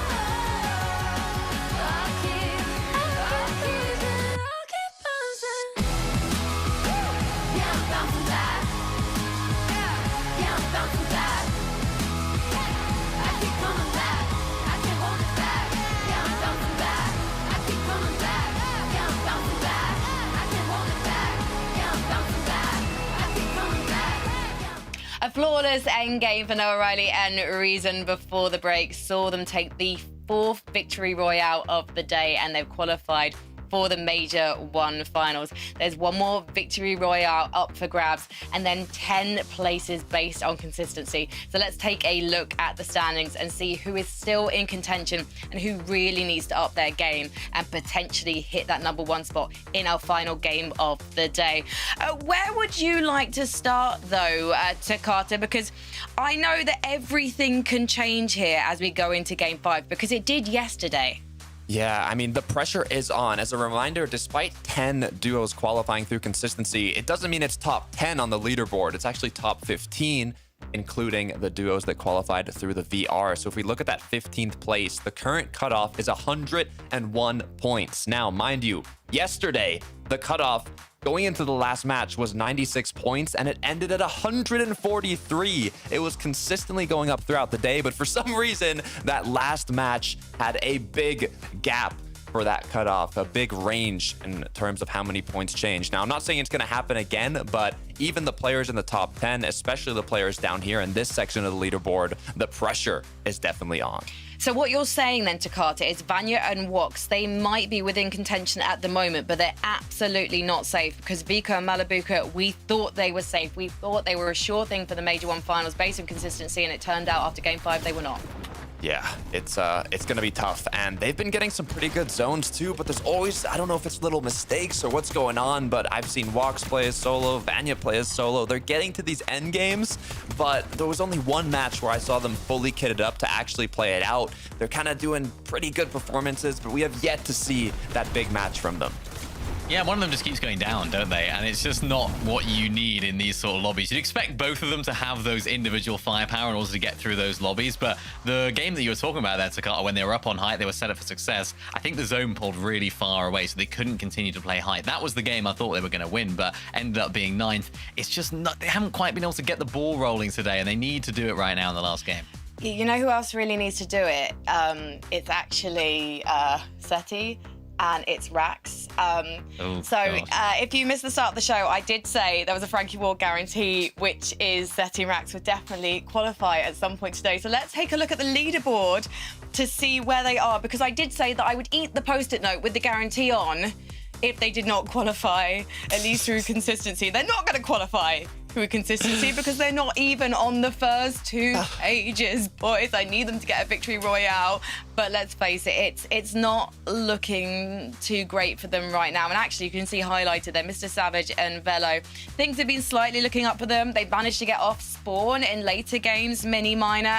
Things could change for them, but based on the performance so far, do you think they can really make the leap they need? It's tough. It's going to be tough. They're going to need to do something magical here. I mean, this was the moment here in this end game where I saw Velo start to lead, and you could see them trying to come out of this box right here and get beamed by the whole lobby, and that's where Savage had to take over and say, right, I need to lead up here. They're going to drop, and they ended up dropping all the way down low to try and navigate through that end game. That rotation right there was the key moment where they went down, though. They were just too late to get to the next zone and ended up getting looked at by so many people. So they're going to need a really clean end game. What was that, 23rd? They haven't had too great of a performance. There's only one top 10 today. The issue is the one game they kind of finally got off spawn at a pretty decent momentum. They got 8th place, and now they had that opportunity again, but they got 18th. So going into this last match, they really have to make some magic happen. And I'm concerned for Tayson and Ghost as well. I think they were 45th going into game number 4. Their fortunes definitely haven't improved since then. It's definitely an interesting one because we've got the last chance qualifier coming up. You would have thought that Tayson, at least, he's used to this situation of having to perform at the last moments, and potentially we can see a victory royale from them. But potentially this is a duo that needs more time to Carter. Ghost's greatest success seems to have been in trios. Maybe he's still adjusting. That was back in chapter 3. Look, he did qualify through a win. Ghost, it was game 3, but we're past that. There is one match left. So, I mean, hopefully, if they qualify, it has to be through a win. Like you said, 45th place. They've got 20 points. Consistency is not going to be the route that this duo has to take. Yeah, it was weird. I mean, even off spawn there, they were kind of a little bit more scared to fight off spawn, which is not what you'd associate with Tayson. And now maybe he's regretting the decision to play with someone new and upcoming. Maybe Ghost is regretting the decision to play with someone a bit more experienced. It's going to be interesting to see if they even stick together for last chance. Literally, production is trolling me. They found Seti and Rax 36th position on the leaderboard. They went down 4 places in that last game mini minor. Yeah, it's not looking great. I mean, the performances haven't been great. They've had 3 22nd places today, and it just seems like that disjointed nature hasn't really fixed itself. It's something that we spoke about earlier on in the day. They haven't been winning those fights. They haven't been staying together as a duo. It's always been a bit of a rescue mission in every single one of their games to casters. So looking pretty rough for this duo right now, and of course they're far away, so they're going to need a win. Who is going to take the win, though, guys? Is there anyone based on their performance in this lobby so far you're thinking, yeah, they've actually got the guaranteed win on this one? As someone maybe outside of consistency, mini minor, who do you think wants it most?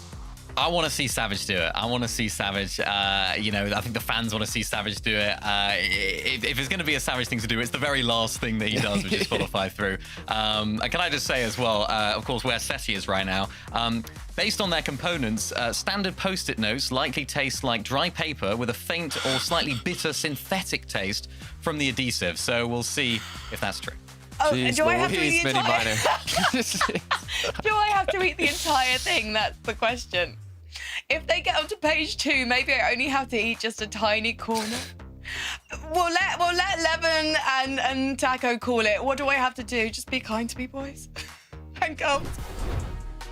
I think you need to have the broadcast team and Epic wipe everyone's memories of that moment having ever taken place on the broadcast. I don't know if we can get like a wipe of the memory here, but if anything, I guess you could say that Seti and Rax are doing it for everyone else's entertainment, Frankie. I don't know, Levin, what do you think about that? I want to see those guys call. I don't want to see them miss it, but I also want to see Frankie scoff the whole thing down and just, you know, make us laugh for eternity. So look, we had one of the best broadcast segments we've ever had yesterday with Kelly on NA. We might get the second best ever if this happens now with Frankie. So fingers crossed. Look, big game coming up. It's all on the cards. I think everybody now realizes the urgency, the severity of the situation. You cannot let this moment pass you by. You have to make this your game. And there's a lot of different names I'm looking at on this leaderboard right now. Taco, who they're gonna be fighting, you know, tooth and nail to try and make it happen.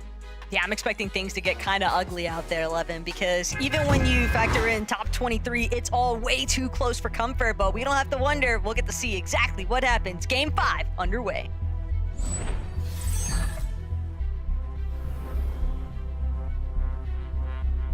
This is it. Game number 5 of Heat 2 is upon us, and it is now time for everybody in this lobby who has allowed the previous 4 games to pass them by to change their destiny. The off-spawn battles have been gruesome. They've been tough. And we will see the conclusion of this story at Squibbly Shores take place. Tayson, Ghost, finally outdropping Xterry. But will it even matter with them getting beamed up from every which way? They don't even get the chance. Even though Xterry is just hanging on by a thread here, Ghost and Tayson are not able to fully capitalize just yet.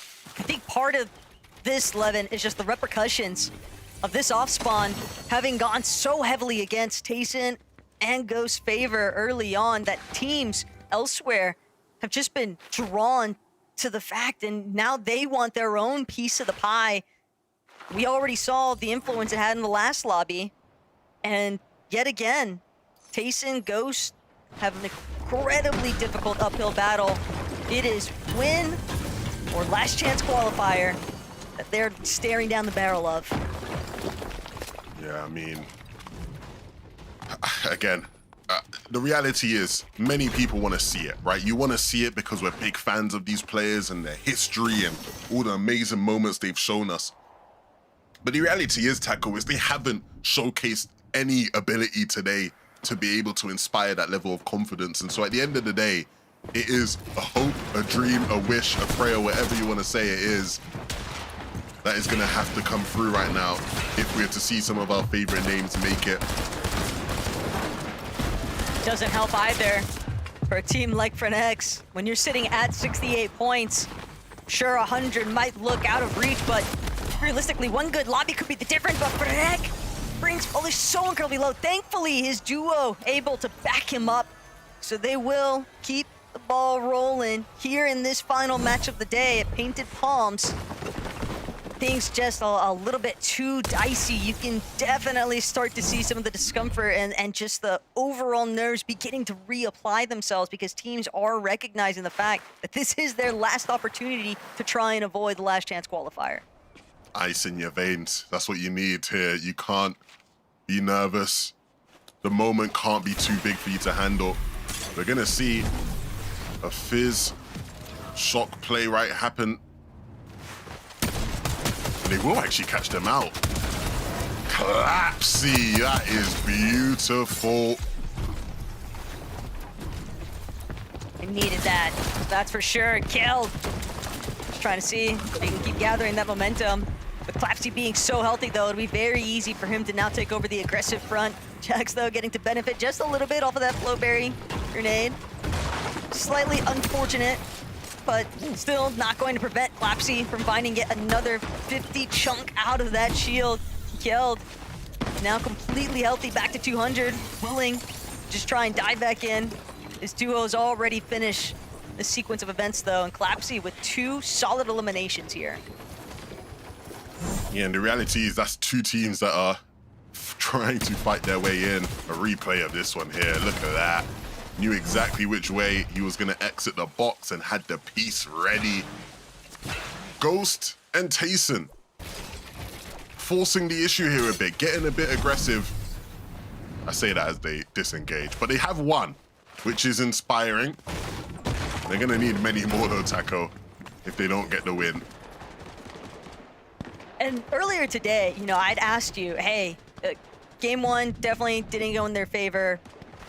Do you stick to the plan, or you know, at this point, do you begin to start to try and reevaluate? And I do feel like they are at a point here where they don't necessarily need to abandon everything that they've been practicing leading up to this secondary heats. It's just a lot to contend with. Nah, rip it up. Whatever the plan was, rip it up. Put it in the shredder. Get rid. You have to trust your instincts now. I think when you look at Tayson as a player, his biggest success, the best era of his career, what was his biggest advantage over people was his instincts, his intuition of the game. And we're going to have to hope he can rely on those here in this final game to carry them through with the talent of a Ghost, the young Greek fragger who, again, has showed promise. But on this stage, the biggest stage he might have been on thus far, you will have to deliver for Tayson. We can see so many teams just caught in these awkward engagements, teams that are sitting right around that halfway point where they haven't been quite consistent enough throughout the course of today's games to put themselves safely into that top 10 consistency placement section. But Misha and Cora are also just looking to shut down the dreams here right now for Uppal and Kyoto. They get a big exchange. Uppal, unfortunately, gonna have to be brought back in. Cora trying to see if he can pick up the pieces here now, and Cora will pick up Kira, but Misha still looking, still hanging on Upbull and Misha are both just so incredibly low, but it doesn't matter because you've got Quota able to close it out. But now Sadie and Druxies, this day has basically left them in a position where it's win or nothing. And they are full on ruining the dreams right now for both of these duos. But Cora and Misha, they're not willing to give it up just yet. Yeah, the thing with these fights is as they draw out, you want to maintain control, you want to make sure you have exits. And when you're fighting from a couple tiles away like Druxies is here, you want to make sure you're keeping any angle advantages.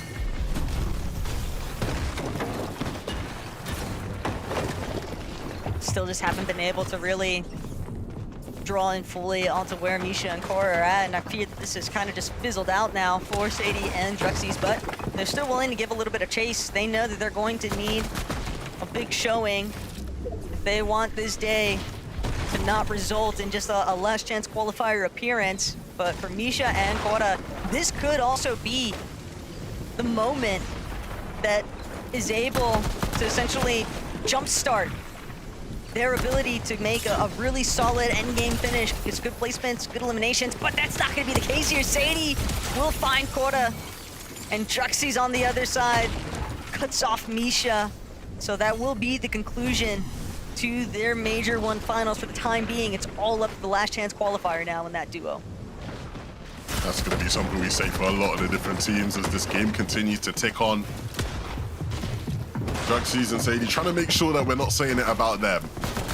It won't be easy. With Dora and Extracito knocking on the door. They're running out of whites. Dora gonna need something soon. Gonna need some of got that. plenty to work with. Maybe the pizza. This is... Well, we saw one Spanish team with success earlier today. Extracito and Dora. They might be able to turn this in their favor. That's a really nice shot to connect, but Extracito doesn't see it coming from the other direction. And now that pizza will come into play, but Sadie is absolutely shutting teams down here. Extracito still trying to look if they can slide around. A lot of wiggly movement here. It's making things difficult for Druxies and Sadie, but having lost your duo, that is a big blow. That's the problem when you're trying to take fights in the storm and your only whites is pizza, right? For you to use it, you're gonna have to drop it down. Ideally, you know, it's gonna be in a moment where you have a bit more time and space to work with, but the flow of these fights just doesn't go that way, right? You're gonna take a big shot, you're gonna need your teammate to regroup with you. That allows the other team to come in and just pressure your walls, and that's exactly what happened there. It's not as free-flowing as maybe if you're working with splashes or something else, right? To sort of dance around with. I feel like this exchange has also just gone on a little bit too long here for Druxies and Sadie. They will finally be able to close it out once and for all. They are the final duo left standing here at 4 Fields. 4 eliminations as well. But with how much time they just spent now having to make their way into zone. Granted, their net surge is probably looking pretty solid, but on that same note, you still have to push past teams that are just going to be settled in much better positions in comparison to a duo arriving so late.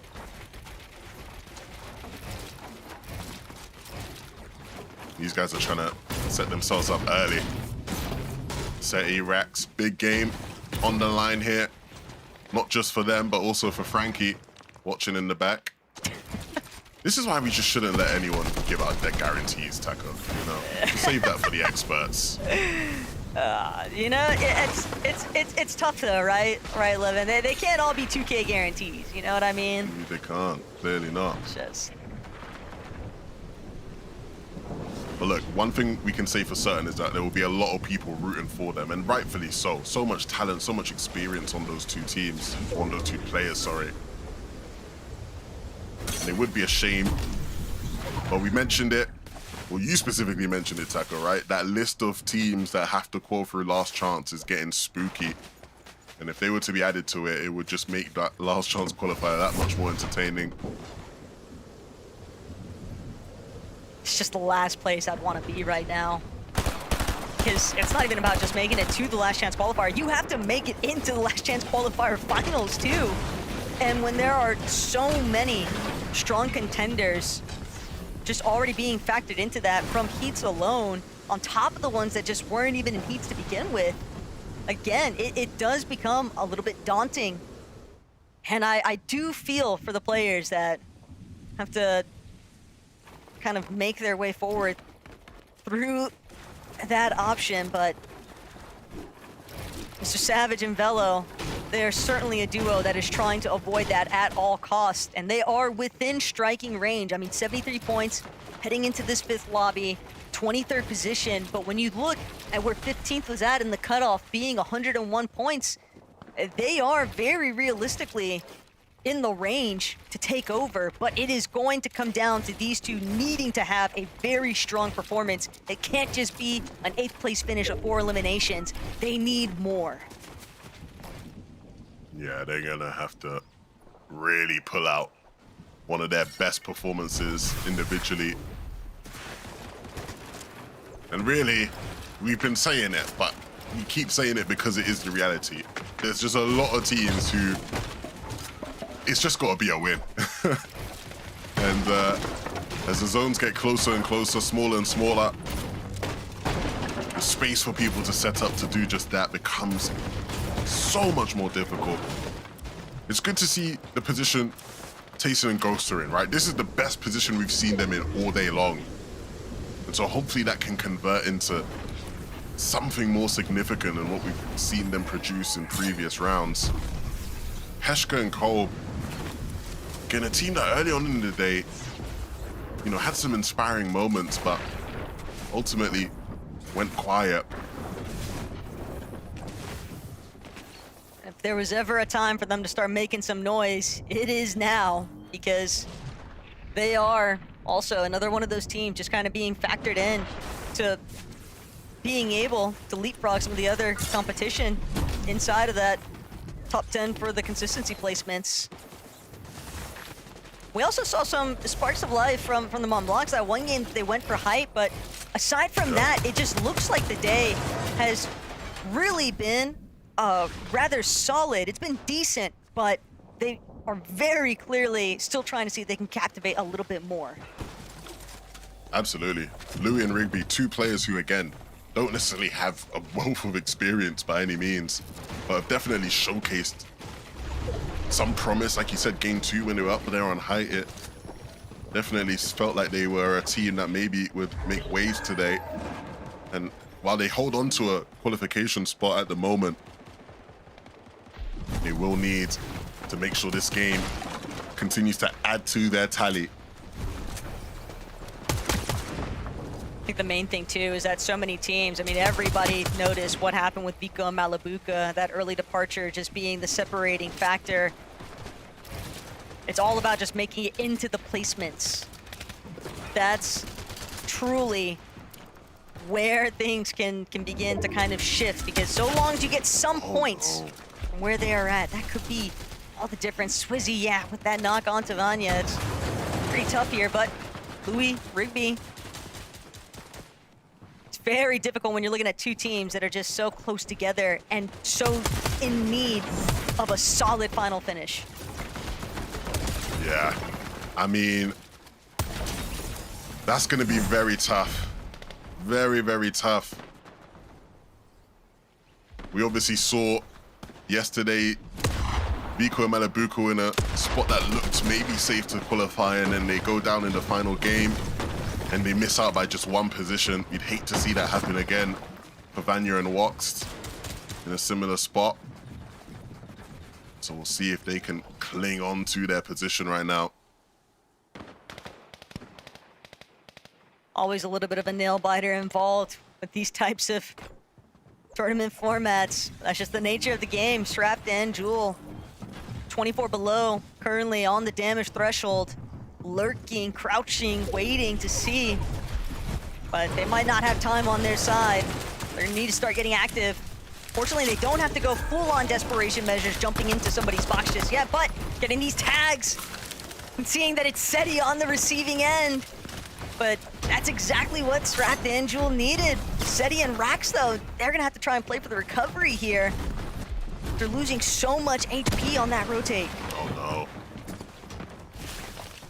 Almost running into the wrong box there, Jewel. And unfortunately, it's gonna cost him either way. He gets shot in the back. We'll group up with Straps, but they have spent so much of their resources and utility to get to this position, and it's not necessarily even the best one they could be in. What's going on? Oh my goodness, Khan. The highlights don't stop for them, even in this final game. Mr. Savage, Velo, just trying to make it forward, but Savage has fallen. It's all down to Velo. Fury just doing what he can. Velo needs to connect with the shots. A little bit of shakiness there, but he holds strong, at least for right now. 180 on the Chug Jug, 4 splashes. A mythic AR, but Velo, he's got the whole world in front of him. And he's trying to crack it wide open, but on the front side of zone, there are just so many other teams that he has to contend with. SETI and Rax down in the low ground, front side. Ifrozi will be taken down, but they need to get the finish. They need to get the materials. How's that gonna be able to cut them off just a little bit, cause some slight delay here? SETI and Rax, they are just not healthy. And with Surge ticks now, tipping away at their HP bars. Rax and SETI, they're trying to make a move, but they need an elimination. They've got to just go against Azat. But Azat's just not giving them the opportunity. He's just holding them at bay. He can tell that they're injured. He can tell that they need this more than him. Even without his duo, he's still willing to just force SETI and Rax now to push off here. And so many of these teams, Levin, it's just starting to fall apart. How many of these players right now are just holding onto a thread? Their dreams of the FNCS final slipping through their fingers. SETI falls, and Rax now has the weight of the world on his shoulders. With just 9 builds and no shields, stuck in the zone. He can't even get out of the zone. He's trying to break a tree. The medkit pop will keep him alive, but not for long enough. They will be bound to the LCQ. And he's not the only one left. Velo trying to keep the Mr. Savage dream alive. Trexa and Kiddo are up on height. They need a big game. And they have a lot of hungry players beneath them that are looking to clutch up now. But this is Velo's opportunity to cement himself as more than just an up-and-comer. These are the moments that can really determine the future is here, but Velo, he can't get away. He's trapped inside the box, and it is over now. Savage and Velo will have to see things out in the last chance qualifier. And for the rest of this lobby, Ghost. Also, another one of our teams just kind of hanging about here. Trexa and Kiruo, they know that they need this win if they want to avoid the last chance qualifiers. But Trexa, Kiruo, can they apply enough pressure? Azat also still hanging on despite having lost Ifrozi earlier on. But Tayson and Ghost, even though they might not have a strong material count, this is still the best that we have seen them yet here today, Levin. They've got some heals to work with, but they've caught the attention of the high ground. They're trying to see if they can chop it out, and sure enough, Trexa are going to be sent tumbling down. They're going for the gambit. They don't need the materials. They know they just need to take their opponents out. They know what they need, and it is a win. Going for everything right now, Tayson and Ghost. This is what legends are made of. Up above. Can they continue to close this lobby out? So many players still left. So many in the zone trying to find a way to stay in the game. Kaduo in the backside might just look for revenge against them. He will chop it. They will fall. Kaduo will rise, but not before falling on the front side. Tayson and Ghost still have an opportunity to regain the height. And Kiduo also eliminated for his troubles there, but now Tayson, Ghost, they're trying to see whether or not they can actually maintain height for the duration of this lobby. Nagi underneath, scrambling, so many players getting caught. The pressure pressure just overwhelming though, and Nagi will fall. Ghost, Tayson, they might just be able to do it here. This is everything for Tayson's legacy as a player, as an individual, and Ghost right alongside him, building up. Fernek and Dinas, the only two that remain. The Poles trying to see if they can also bring themselves into that Major 1 finals. But Tayson and Ghost, they refuse to let go. Even with only 8 builds remaining, it's just Fernek and Dinas that they have to contend with, where it's removed from the low ground. A chop comes through. Doncic still pushing through though. Tayson, he just needs to find the shots. Can Ghost make it happen? But Fernek overtaking the high ground. Tayson's been taken out. It's all up to the Bulls to close this one now. Ghost might have something to say though, and he can't get the shots. Fernek and Dinas just stealing away the hopes right now for Tayson and Ghost. A heartbreaking scene, Levin, but at the same time, the Bulls just delivered. These guys have shown throughout the day that they had what it takes to be a team that can play in the major finals, and big moments require big players, and that is what they have shown here. Frankie, break it all down. These guys deserve their spot. That was an absolutely crazy endgame with pitch perfect commentary by the fabulous Levin and Taco. My word, the cinema we have seen today to Carter, I couldn't be more happy for Dinas and Fernek. I am speechless. I truly am. I was not sure which way it was going to go because both of the duos in those final moments needed this win to qualify themselves to the major finals. Fernek with those last pumps connecting is what solidified that golden ticket throughout the day. 48th, 43rd, 21st. It was just not going their way. In the second to last match, they did get a 9th, and now with the win have made it to the finals. I mean, when I was watching that, you just think, yeah, Tayson, it's the story, it's the classic. You knew he's going to do it right. Last game, hadn't had a good day, hadn't had a look at the top 10 all day, and then just turns up in the last game. But he just got foiled there at the end. I think it was a big shot from Fernek that shut him down, just opened up the door. And it looked as though that it kind of worked out for Tayson's team. They didn't have those extra materials, so the zone pulls back over the old builds. You think, right, they might have a chance right here because, of course, they don't have the builds. But these guys just turned it around so quickly. Dinas and Fernek, I mean, they're a team that we haven't seen loads of today, but that's what this format can do. It can soar you all the way up, and this was what I was talking about here. The shot from Fernek to drop down onto Tayson to hit that first shot. And Ghost had so much to do, but he couldn't end up doing it. But big ups to these guys, the qualifying 3. I mean, what a fantastic game 5 to wrap things up in Heat 2. With Tayson and Ghost able to perform like that under pressure, I think they've got some good chances in that last chance qualifier on Tuesday mini minor, because there are going to be 5 games. There's 5 spots still up for grabs. Hopefully, though, they're not going to leave it until the last game. Yeah, hopefully not. Hopefully they get there, of course. Hopefully they qualify through. Hopefully they stick together as well, because, of course, sometimes you do get some team switches, especially when they are newer players coming in. Maybe Tayson's having questions. Maybe Ghost is having questions right now, because I know Ghost even played with a different teammate for the first Divisional Cup this season. So I hope they do stick together. I hope they work through some of those mistakes. A lot of off-spawn troubles for them, really, when you look at their day as a whole. And it just all culminated into this performance at the end where you thought it was going to happen for them, but it was just too little too late to Carter. Yeah, I mean, even leading up to this, you know, their expectations weren't at an all-time high, and it was a difficult drop being contested not only on their spot, but from the west side as well. They finally were able to make it to an end game. They did not disappoint in that end game until the final moments where they weren't able to close it out. So, you know, I'm hoping that we see more of them in Last Chance. I mean, you can see how confident they were playing from height. When you talk about experience, I mean, Tayson, one of the GOATs of EU, competitive now in a bit of a rough patch. It's all going to be up to the Last Chance qualifier for this team if they end up playing together, Mini.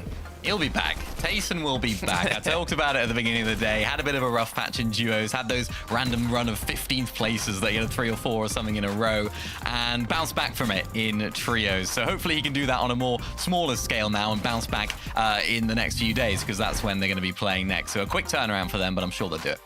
The thing that's interesting about this, I think, is maybe if it was Major 1 last year, maybe they wouldn't be looking to change duos for the last chance qualifier. I mean, you've got so little time, but also there's another couple of majors to qualify for global championships. But 20 spots for EU are on the line for Major Summit 1.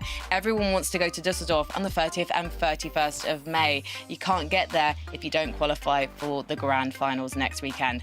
Let's take a look, though, at who has qualified. Starting with our Victory Royale winners, let's just remind ourselves, Cheaton and Janice getting it done in 1 at the start of the day. We've got our Spanish duo, Takata. You were celebrating them taking it in game 2. That I was. Scary and Syaz. They got the job done. Also, we have more very big names that made it through. I'm excited to see how Reason and Noah perform. I mean, Reason being a German legend, hopefully going to have the shot to play in Germany later this year at the summit, but they still have to get the job done in the major finals. Every crowd on LAN loves him, so imagine him in front of his hometown. Actually, I don't know which city he's from. His home country crowd, I should say. Now, let's take a look then at the 10 duos who've qualified through consistency. And there you have it. Cantry and Ju, it's not a... Oh, hang on a second. I apologize. We're looking at the standings. I'm so sorry. So let's actually look at Swizzy and Pixie. It was inevitable in 6th position, and then let's cast our eyes down who made it across the line. And there you can see in 18th position, Vanya and Wox did not mini minor. I mean, this last chance qualifier is looking stacked. I don't even think there's 5 big name teams. Like, there's too many big name teams to qualify through those 5 game wins. Like, there will inevitably mathematically be an upset in these last chance qualifiers. And even talking about like switching up teammates, usually when you do get into the last chance qualifiers, the pool of names of which you might want to switch with, it's not that strong. It's not that talented maybe because all the big teams have already qualified through, but there's so many big names to cast here that are yet to qualify through. So it's going to be an absolute banger. And we're only in Heat 2 here. We still got Heat 3 tomorrow. Yeah, it will. Look, I also want to shout out Dandy Puzo and Werix. They went up 11 places, putting themselves in qualifying range through consistency. We saw them in the first match of the day. They got 2nd place. They were just outside of getting that Victory Royale to qualify. But then after that, 30th, 28th, it was all downhill for them. It was looking like they weren't even going to make it, but they got 3rd place in this last game, jumped up on the leaderboard, and did make it in through consistency. So shout out to them. Can we also just quickly give props as well to Rigby and Louis, the Mont Blanc boys? We did a little bit of research, a bit of Googling. It turns out they seem to be from the UK mini minor. Yeah, from the UK. Also never made a major final before. So I always like to see players that are making their first major final. So it's nice to see the UK represented as well. So yeah, big ups to those guys. Really happy for them. They had a really solid sort of starts the game, or starts the day and end to the day. So they look really strong today. Yeah, I don't think I'm going to have a good end to the day, guys. Why's that, actually? Yeah, Remind the viewers. Why don't you tell them? Why don't you let them know? So I'm not making it to the top 15. It starts with an S. Maybe do it with an R. What's the correct technique for this? Because I'm just gonna source this out. Actually, you know what? Oh my god. Anyway, it's really actually not a great idea to put a hot sauce directly on your finger. While I just source this up, I've actually got an announcement for you guys watching at home. So I'm just going to stall the inevitable just for a moment to tell you that Fortnite has got a new map, new weapons. Elite Stronghold launches on the 20th of April, but Elite and Reload rank players can grab a duo right now. Ask your mum if none of your mates are around, and you can drop in and get early access. And it's actually open right now until 11 p.m. Central European time, 6 p.m. Eastern time. So go feel like you're part of an exclusive club and help Epic test those servers and get things ready for the 20th of April. I can't wait to jump into that one, even though Mini Miner constantly refuses to play with me. So I'm just gonna... Well, I mean, yeah, you got to get to, yeah, I mean, right, okay. Let's get to the post. I don't understand why the chili sauce is that. Why have I done this to myself? What is the technique? Is it just to like do it as small as possible? I don't think there's a technique for how you do this. I can actually just, this is like, okay, if I do it really small, I can just swallow it in one, right? By the way, if you can just get in touch with Resub, because Levin might have to host the show tomorrow. So I might have to do the outro at this point. Oh my gosh. I've actually, oh my She god, did it's it. stuck Oh my in my throat.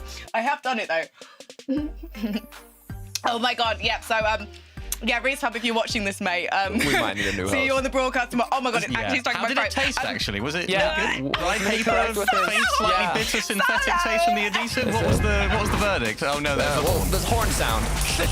Oh my god. I'll be right back. Jesus Christ.